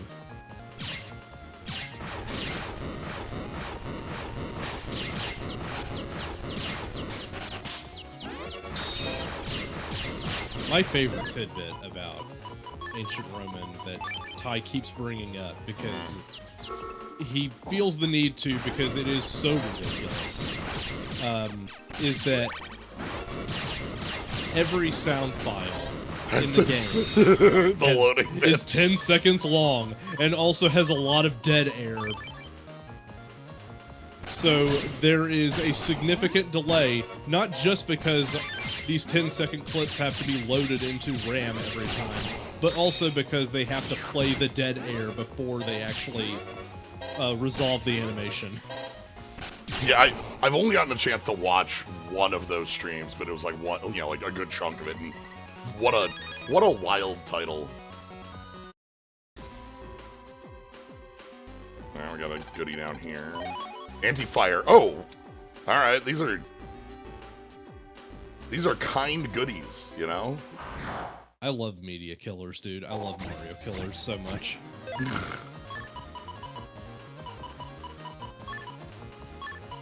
Look at this buddy. Look at this little pal there in the center. Hey, bud. How's it going?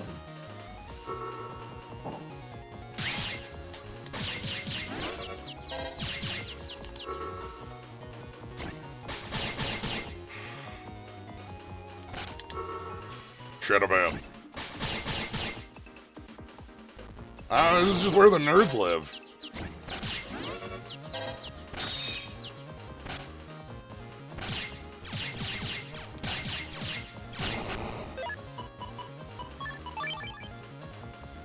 Yeah, so collect forces a chip drop. No matter what, I will always get a chip drop if collect is active. So I'm using it as a way to force, like, hey, you know, now we get, like, there's volts too. Because, like, hey, we're all tired of just getting so many drops after a good fight on the station, so... Yeah, and we haven't really, like, also, like, you know, new chips from the 2 viruses give us something more, like, work with, right? Like, we've been on this, like, ST, there's been a few codes we've been kind of, like, playing specifically with, for a lot of the game. And, like, this would give us some more stuff to work with for like, if I want to build on something new on our liberation mission in the back. E is a code I'm looking at. Obviously, a lot of the Navi chips that we got from the Proto Man stuff are also like, hey, here's something you can, like, have as a starting point.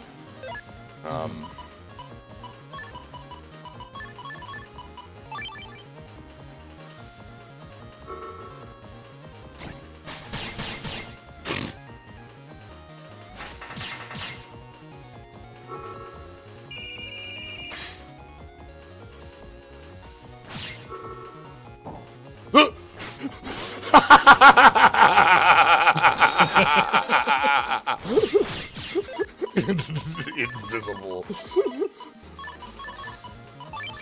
Yeah, okay. That's a very strong code. You went with all game. Yeah, it makes sense. It's S is generally a good code in any respect. Yeah, there's a lot of games where S has just been like a really strong one.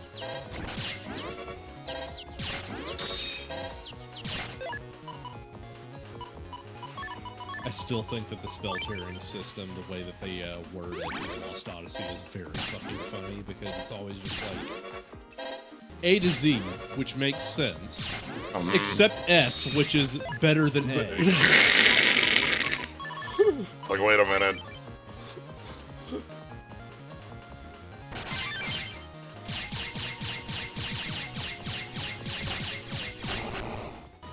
Like, that's very funny to have S be the top when you're doing an A to Z.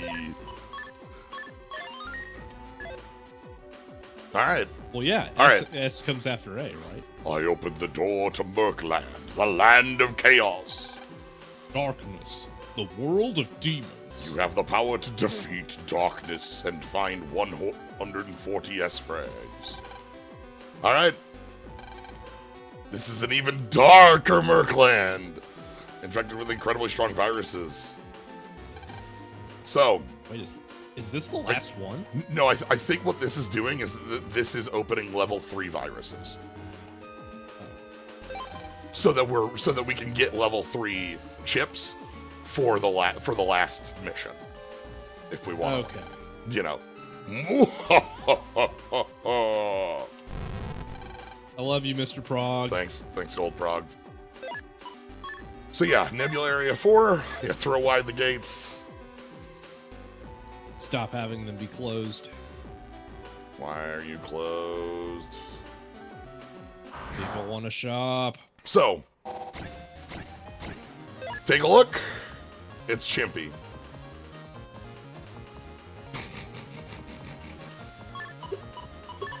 Hi, Chimpy.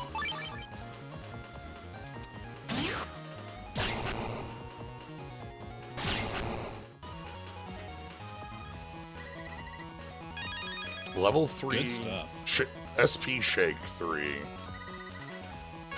And $1 million. $1 million?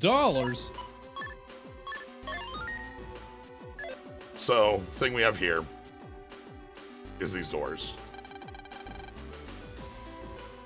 Suddenly a voice. Show your power. Defeat your enemies throughout the cyber world.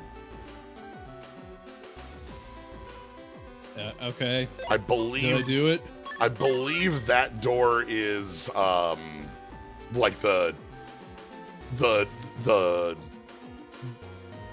V3, V Omega online, like, or I guess they're not Omega in this one, they're SP in this one. All the ones that are online that like we that are like the SP level ones. Okay. So did this prog put Mark III enemies everywhere? Yeah, I'm pretty sure that's what this does. So, but yeah, that's just a goodie. That's not like a progression. That's just a goodie. So let's see what other goodies we have, or what other progression we need, you know? Defeat every Omega boss on your team members. Okay, sure. Yeah, that's exactly what I wanted to do, was not...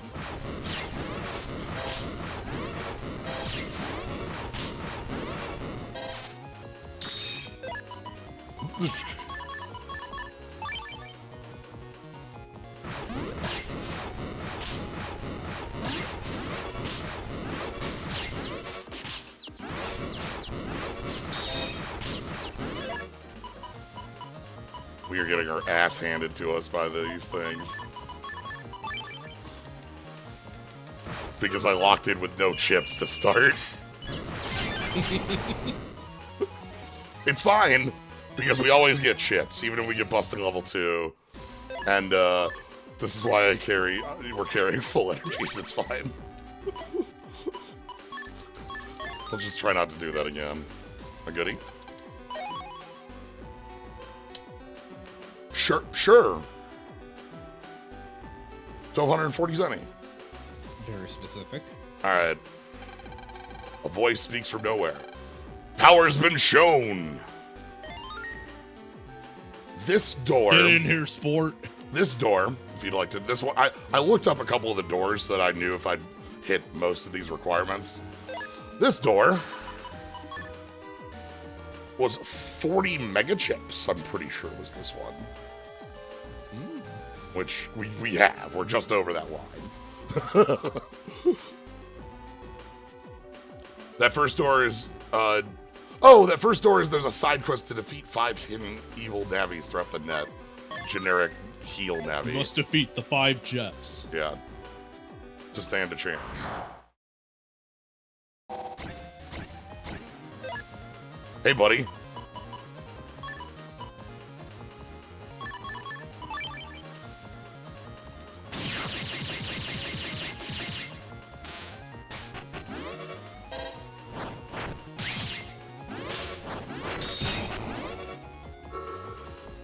Oh, God.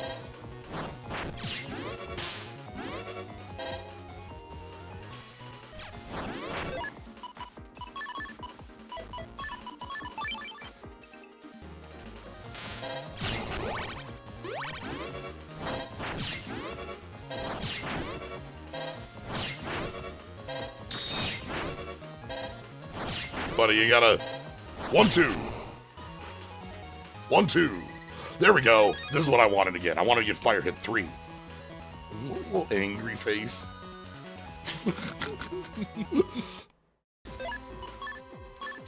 Viruses continue to have such cute little looks. Oh, this is a nothing.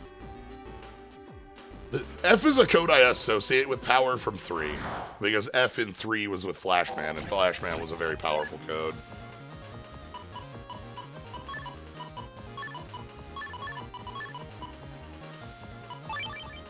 Yeah, context can really fuck up your evaluation of something.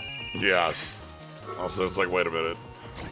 I was talking with Vpris about this a little bit before, but it was just like, yeah, man, like, if you know a lot about a particular game, it can seriously fuck up your ability to evaluate the flaws in that game. Right, where if you just know everything that can happen, everything feels so much like, oh, it's very obvious, right? Yeah. Like, I'd also brought up Mega Man 2 as an example because,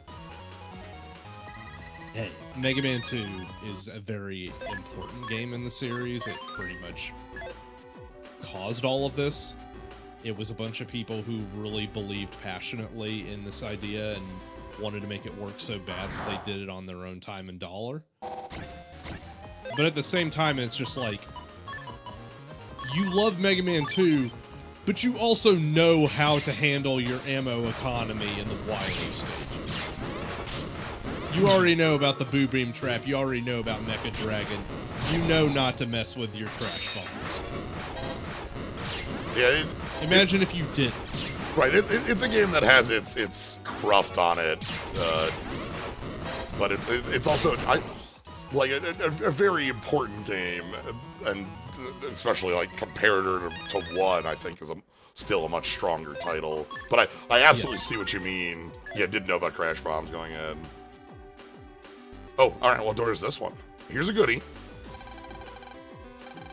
Show your power. Take it to the limit. Is that like HP? Is that like not HP like total, but like specifically find all of the HP mems? Yeah, okay. 900 HP without a Navi Custer E-reader. That's what I thought that one meant. Like, so 900, yeah, like it can't, might not be all simply because there might be like a couple behind this, you know what I mean? But like, yes. Yeah, that makes sense.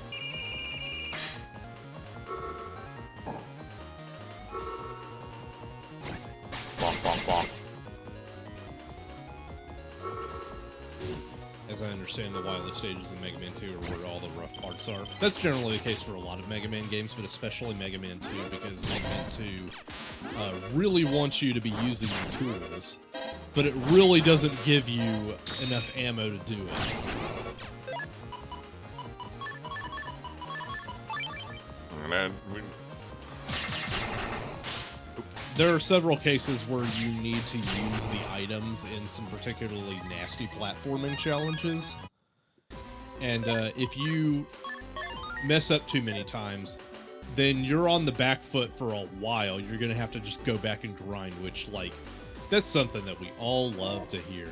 I have to go back and grind in a Mega Man game. There's a door I passed by.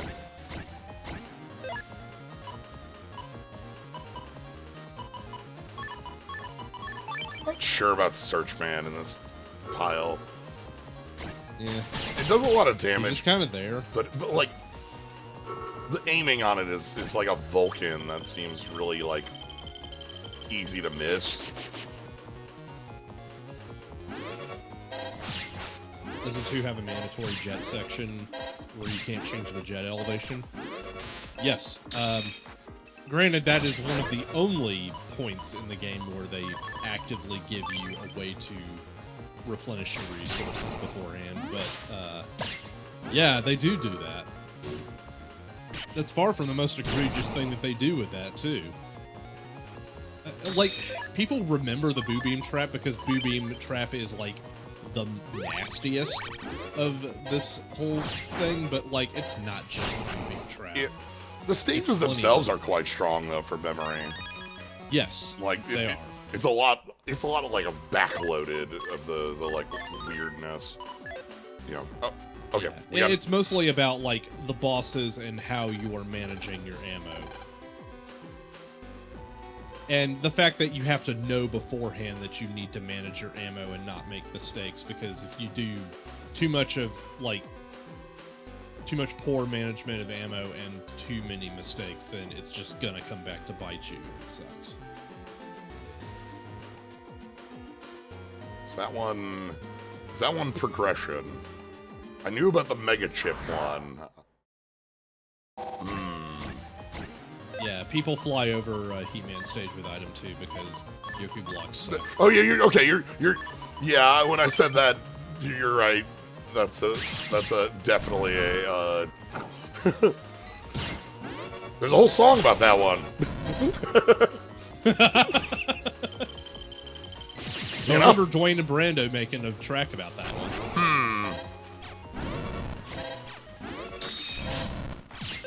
All S frags, huh?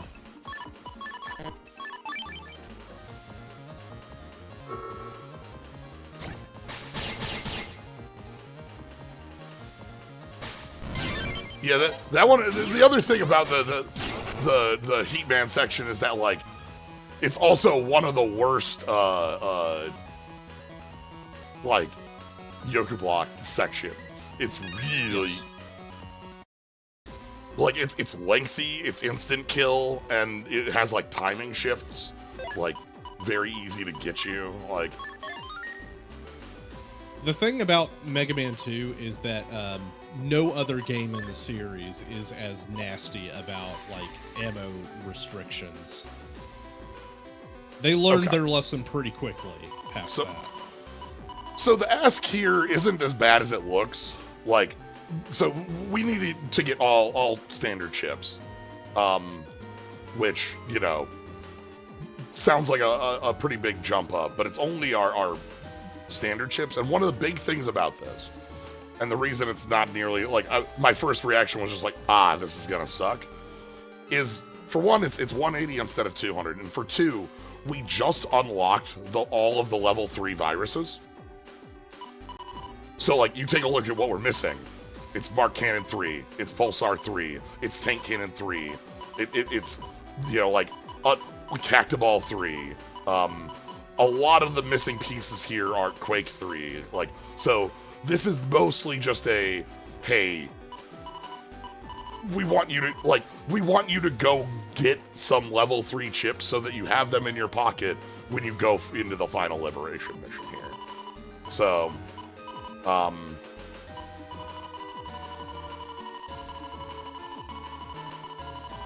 so yeah. With the Rush Jet section in Doc Needleman. I'd say even that is not as bad as the shit in Mega Man 2, because at least there, they are giving you a lot of energy throughout to maintain Rush Jet. It will fucking suck if you just, like, get thrown off the jet and die or whatever, but, like... Oh, there's another mandatory gate behind this abyss? Oh, I'm not gonna have any teammates with best rank.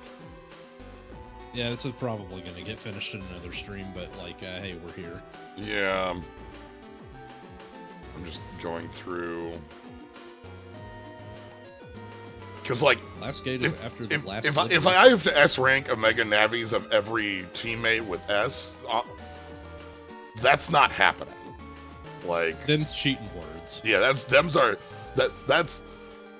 a bar that's too high for me to want to go after. Because that's a like very repetitive technical skill thing on a lot of fights at a point where I'm already like pretty deep into the title. So if the last Liberation mission is behind that, we're just not getting to that.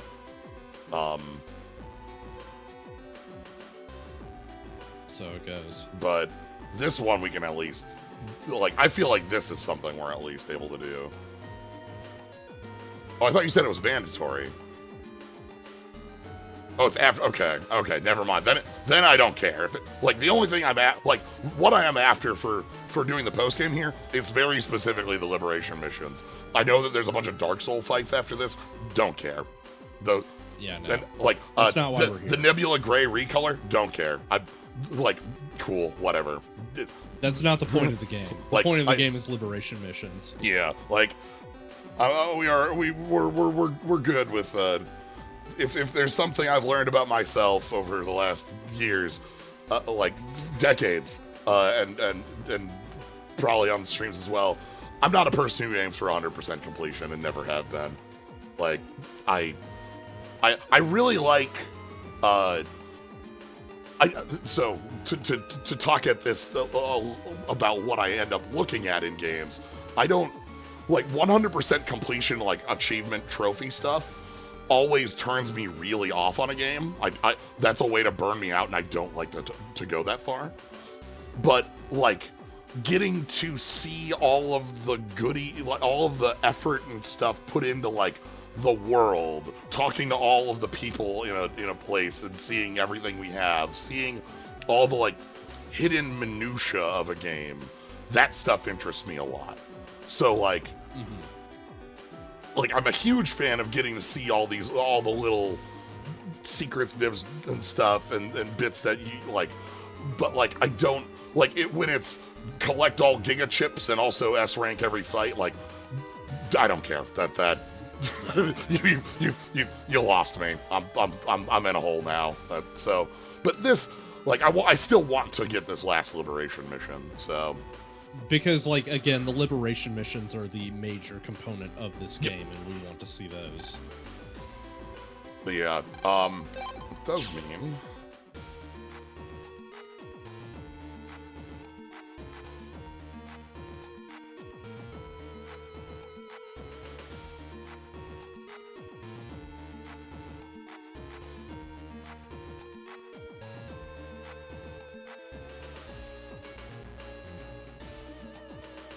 We want to head back to, we need to go fight V3 Mets. Let's go find a V3 Met. Let's go find the Mets. Let's go find the Mets. Yeah, and like, and you know, as I'm streaming this, I want to experience it with you and show it off. It's just also, like, there's a point. It's not always about completion. Well, there's a tilting scale of like, this is 3 to 4 to 5 hours of nothing that just has me go, this is worthless, and I cut it. Like it's just there's a point where like there's only so much about Necromancer we can talk about. As I was about to say, like, as much as we are invested in liberation missions and enjoying that content, I did have to ramble on about Game Boy Advance classes for an hour and a half. So, but so like, you know, like I hope that makes sense, because I know like it sounds like I'm saying two things that aren't that are too adjacent to each other. Wow, these are. Is that Canada? That's not a Canada. Oh, Canada. We have a Met here.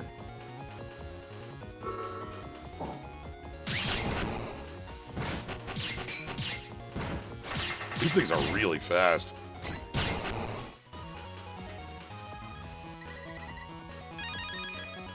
Okay, and then that's a Mark Cannon's. Why? What a. Huh. Weird place to put it. That is, like, fine, because Y is also the same code that our Recover 300s are in, which are chips I like to have on us when we're doing liberation missions, so that we can heal, like other people without passing for a turn. So.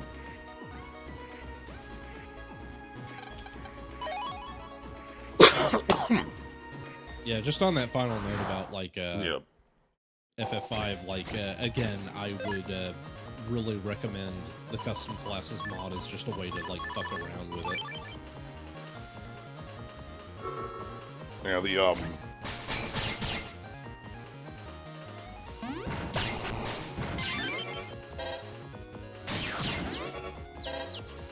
It is like just a way of retooling stuff to be more Fiesta friendly.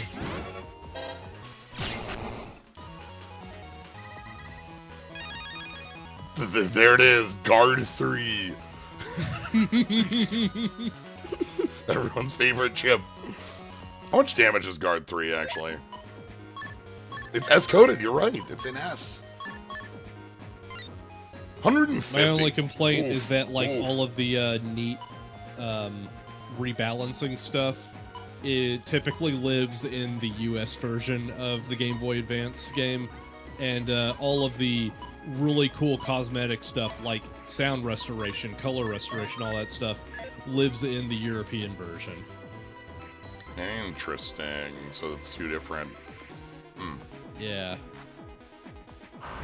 Guard, that's a fine chip. But yeah, I'm still thinking about like my own personal like completion bits, and like I know like a lot of my favorite games are games that I haven't even like.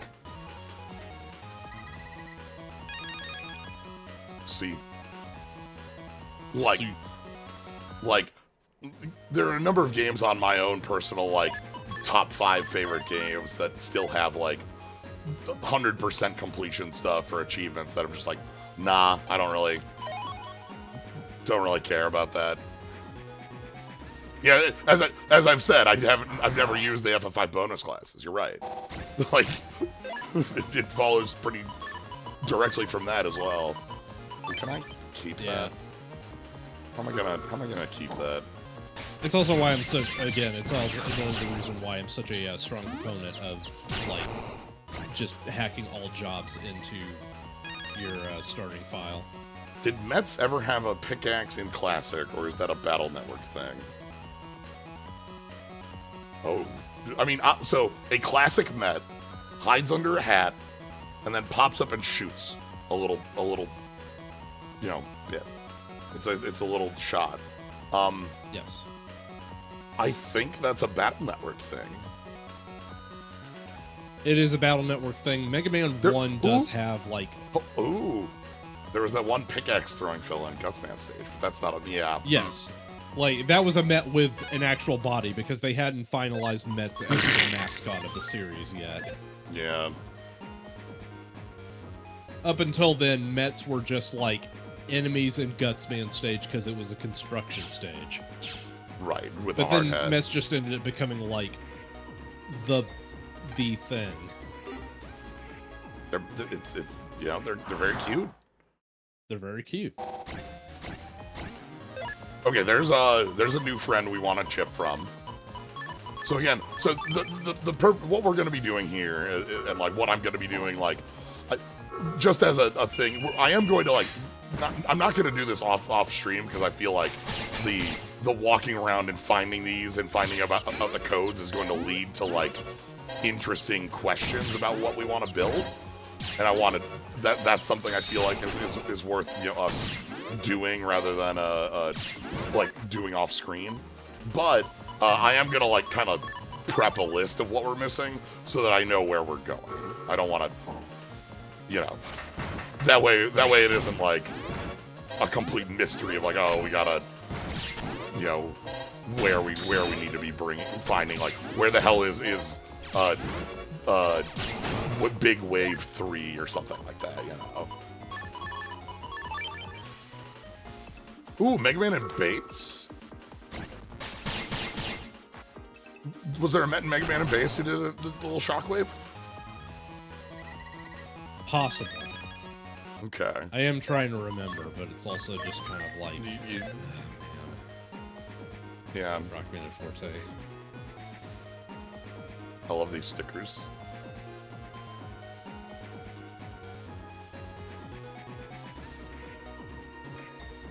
Yeah, that exactly that subwoofer. Like, where do I need to go somewhere with do I need to go somewhere with oil on? Do I need to go somewhere with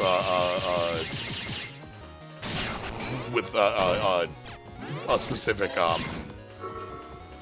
you know, fish, something like that. Something we can figure out again, because because it's a bunch of 3s we're missing. I don't feel that bad about it. Also, like, ooh, hold on. Have we checked out the gacha in a while? We have not. Okay, hold on.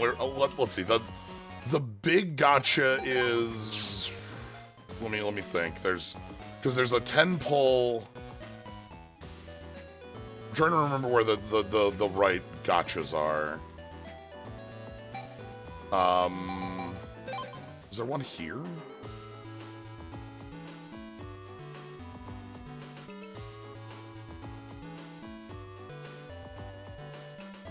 Yeah, this one. Oh, it's on the boat.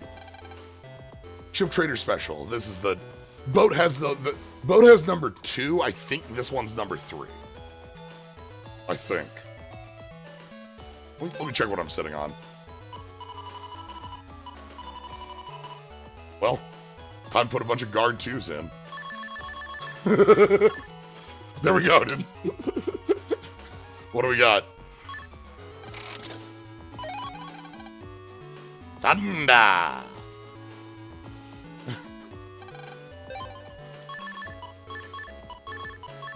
Alright, one more pull.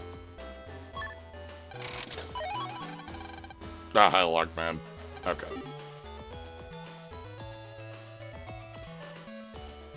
An important question about the, like, beating all of our team members' SP navies. Are those the ones that just you can go talk to and they're currently upgraded to SP? Or are those, like, data ghosts around the world? Like, random fights. They're the ghosts. You gotta, okay, that ain't happening then. That's a high enough bar that, like, that pushes them to too annoying. You gotta fight the ghosts.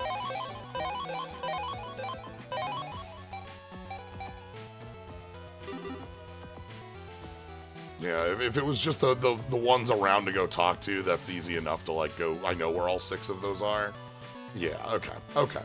But, thank you, that helps a lot on my own mental calculus on things. Let's go check out the doghouse.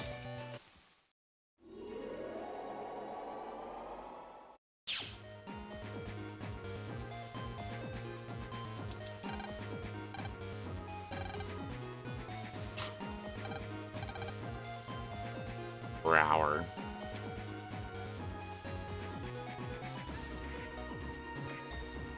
I love the idea that this security system is just like a spooky noise. Because it just really leans into the whole idea of like space funeral type criminals that are just like, criminals are a cowardly and superstitious lot. They are weak against Bibles.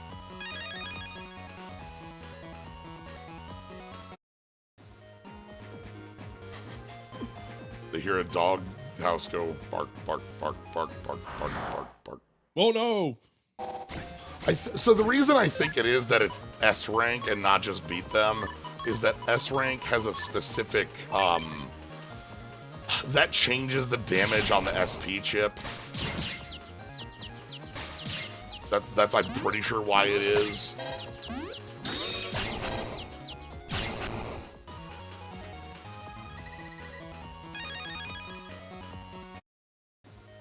So,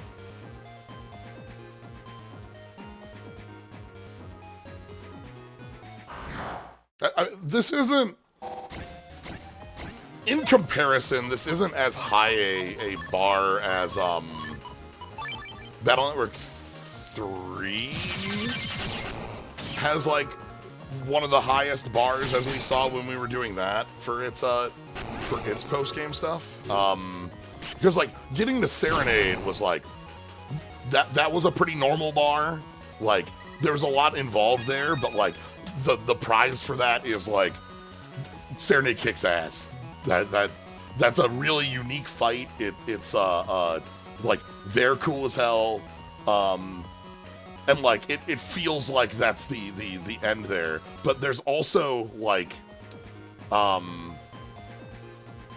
the Battle Network 3, like, stars to like, unlock, the updated version of the final boss to fight in that game, like, requires the other version of the game and doing online stuff, and it's just like, okay, that's...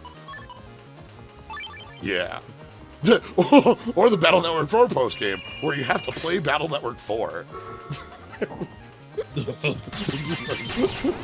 Terrifying.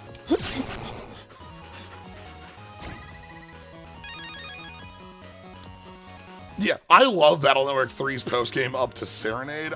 I think that everything past that's just too much. And I think it's also just because, like, but that's my own personal. After that, line. it's just like, after that, it's just kind of cranking the numbers up, right? Because Serenade is the last truly big set piece of that game. Yeah, everything past that is oh, I love catching the Mets in that pose. We put Omega next to Serenade's name. Have fun.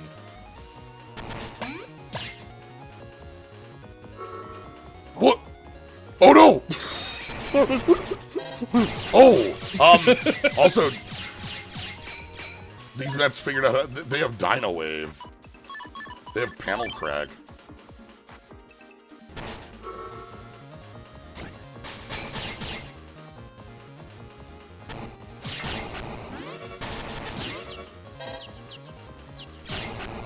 After Serenade is base GS, which is after you you put 300 Bufras into the Bufra Trader. Yeah, that because that I think unlocks the time trials with the folders, and we did a couple of those. Those were interesting, but really they came down to snake spam. So. I don't know. I do appreciate that all of this is here. Obviously, as I've said, I'm not huge into doing this much in the game myself. I think just it's over the line for what I want to be doing. But I think the existence of it is not a bad thing because oh, this Met can't get me. Hi.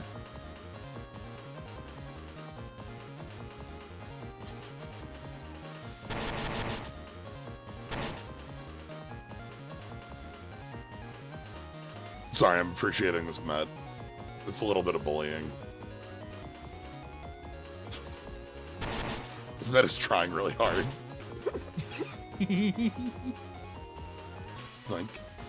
This is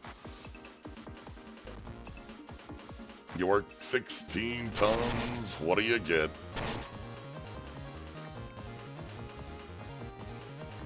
But yeah, that said, I know my own personal lines, with where I want to keep going on a game, but I also appreciate that, if someone wants to have bits that are demonstrating their own, full mastery over a system, they have that. It is a lot worse to not have anything like that past it, because, talking about, going back to the FF5 bit, when you get Necromancer, there are no foes left to fight.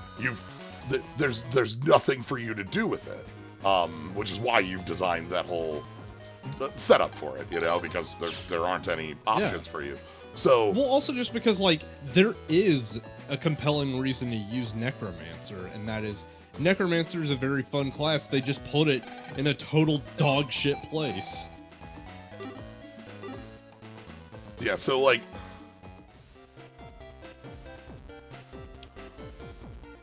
Neo Shinryu and Omega are Neo Shinryu and Omega Mark II before Necromancer or after Necromancer?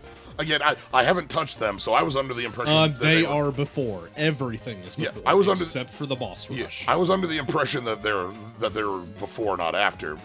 Just as a thing where you want something to be able to. They can be before if you want. Okay, I admit that they are. Yeah. I think they are for what it's worth. I think they are side paths that you are allowed to take. Okay. Yeah, I admit that I don't have You must fight. You must fight and kill. Yeah, right. Yeah. But yeah, I really like that there's hey, if there's a cool you want to test out cool folders against strong foes, that's something you have available to you in this. So, oh hey, there we go. Bug tank. Here's a new one. So, like, my favorite thing about Omega Mark II is that it is it's using the pyramid tile set. Specifically, the area with all of the all the prototypes, all the mecha heads, all the prototypes that are running around. Yeah, the except they're all Omegas. Yeah, so all the mecha heads are. Oh hey, sweet reset. What the hell? Reset bomb. What is reset bomb? Hey there. We did our liberation mission. We finished that liberation mission in 9 rounds, and that got us Muramasa. Actually, our first Muramasa. What does reset bomb do? That's why I was in here to check out. Reduces. Wait, is this like a? Is this a full break? Or like a brain on record keeper? Is this a? Well, is this a? Oh, it's PvP. It's. I mean, I wonder if it works on enemies though. Like Labco 21. Yeah, that's what this is. It's Labco 21. Damn, look at Quake 3's. Gold. But yeah, so currently we already have this many guard 3s. Our goal, and we're just kind of wandering around talking before we hit the end of stream time here. But our goal that we found in Nebula 4 is collect all standard chips. And that sounds like oh god, that's a ton. But really it's just go find the Mark 3s, collect all those chips, and then have like, you know, like I'm sure there's a couple other Aqua World 3, Airspin 3, Sidebub 3, Asteroid 3, Volts 3, Woodnose 2 and 3. There might be a couple we have to go back. We might have to like go back to 2 on, which is something we can do. We can close the gate and turn the viruses back down. Time Bomb 3, Boy Bomb 3. This isn't a 3. This is like, who knows? Like we'll have to figure out what this one is, right? And like this set here. So a lot of these are just getting like 3s. I wonder what this one could be.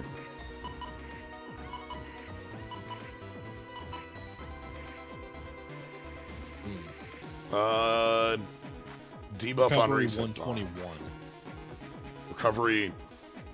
Recovery 169. Recovery. It can't be 111. Recovery 123. Debuff reset bomb can remove Navi Cust opponent. Oh, it removes like float shoes, undershirt, that sort of thing. Okay.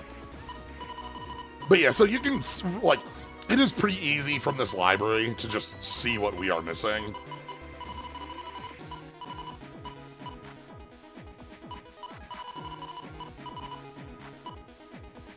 What's this? Navi plus 20, maybe? This might be Navi plus 20.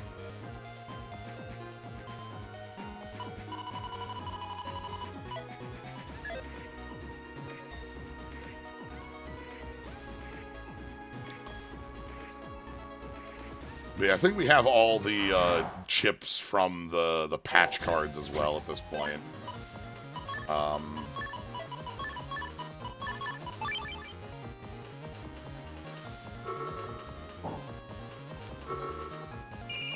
no, not to get punched.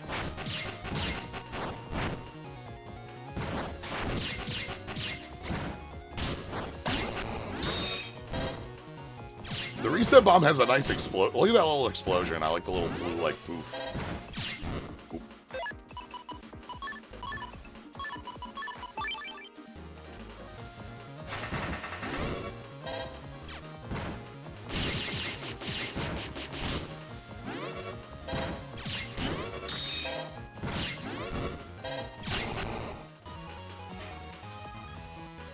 Navi plus 20 is one you can only get from green mystery data in one zone at virus level 2. That's weird. Okay. That's... Yeah. One of the things I'm gonna do, like, off stream is like, just sort of pull up the list of what we need and where we can find it so that we don't have to spend... So that the majority of that, that stream can be spent on the final liberation mission, because that's what I'm after, you know?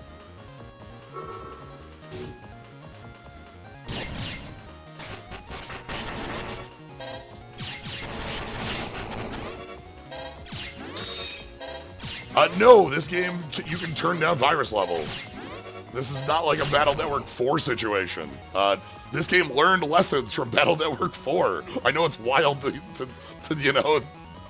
This game may or may not be, like, a remake of 4. Yeah, it has a lot of, like, 4-2 in some ways, and part of that is the way that it kept that virus tier system, but made it a little bit, like, more usable. I still think it's kind of funky to have only level 1s all the way through,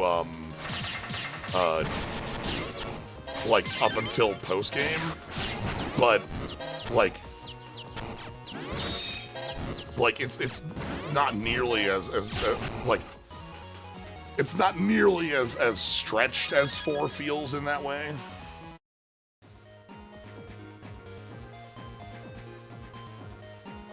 Go to bed. Yeah, 4 did introduce some good ideas. Like the cross soul system is very cool. You know, there's a reason there's stuff that was like kept over from 4. The double soul system is unironically a very good upgrade to styles. Yeah. And like this game goes another step with it, with not only giving you the like cross souls, you know, the double souls like that, but also giving you okay, here we can get a cactus, but this is what I was after. But also letting you play as other Navis, which I think is really cool.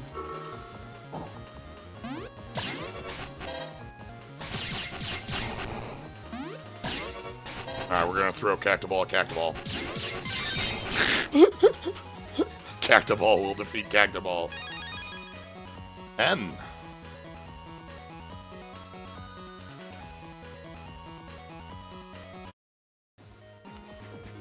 Yeah, I would also agree with you there. One of my, so like, to talk about like improvements from 3 to 4, one of the things that I remember we had happen all the time in 3 was having to go into Navicust and turning off and on, like, press and things, you know? Like, that was always a pain in the ass, because it was the first implementation of that. And so, like, that's one of the things that, like, Megaman as a series is very good at, is the incremental improvements as we go on in games going up. Except for X1, where they got it in 1. Sometimes you just land it. I don't know what to tell you. Like, yeah, there's 7 more of those games, but also X1, so, you know.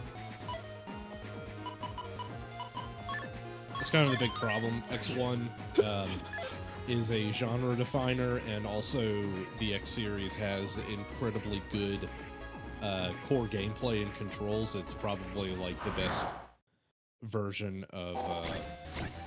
like the platformer just like side of classic run and jump Mega Man there's ever been. And the reason why people love the X games past X1 is that core gameplay is still there and it's still fantastic. But the level design is just dog shit. Like everything else about it is just like, oh. Yeah, like X1 is one of my favorite games, and like no video game is perfect. Even bits with Super Metroid, I feel have their ups and downs. But like there's always things to take away and fix, and yeah, not having dash to start, like, there's a reason you go into Chill Penguin every single time for. There's a reason that they put the light capsule right there so you can't miss it. There's a reason that, like, I've played with versions of that, like of X1 where, like, you can just pass code to have that capsule but not have finish. Chill Penguin, like, sort of thing. Cactoball. Okay, I should check what's in that, because X1 is also the.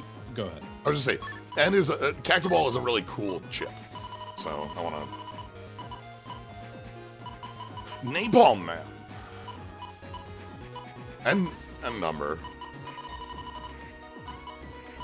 I was gonna say that X1 is also the only X game where you just get the arm upgrade if you didn't get it. True. Because Zero gives it to you. You get that in after the Vile fight, right?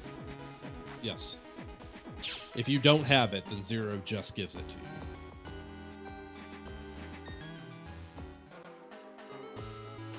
Okay. Well, anywho, as I mentioned, I'm not going to off-screen getting the Libri. I just noticed that. Libri. Liberation. Everybody's favorite pedal crash. Libri.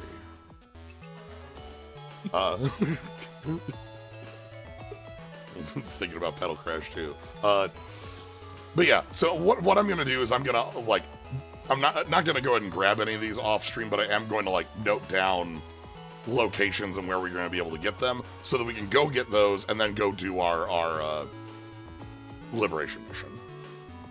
And that'll basically be where I feel like ending Battle Network 5. As we've kind of talked about, there's a little bit more past that if you're willing to go S rank a number of different boss fights. There's a upgraded version of Nebula Gray, much like in 3. It's just they put bigger numbers on it. It's like whatever. Yeah, I think Nebula Gray upgraded has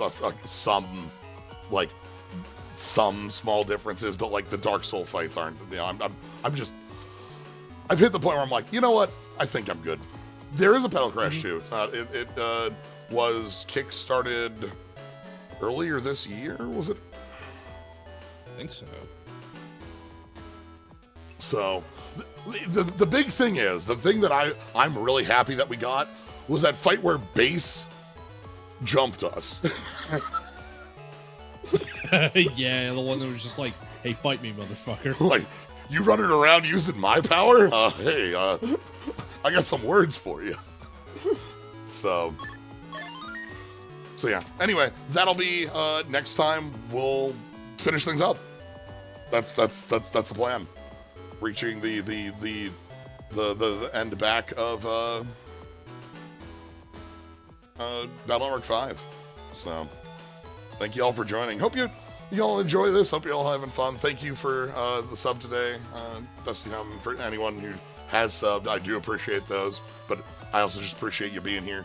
Thank you, Vpris, being here, bringing Pefty here, for informing us all about Final Fantasy V jobs and then re-informing us about Final Fantasy V jobs. Choose which one of those you'd like to believe. Hey, man. Look, they can go play the version you're playing. Wiki page you can believe the wiki. Or you can go play that patch version. So, what's the name on that one anyway? Custom classes mod. Okay, cool. All right, that's gonna be it for tonight. Thank y'all for joining. Have a good night, everybody.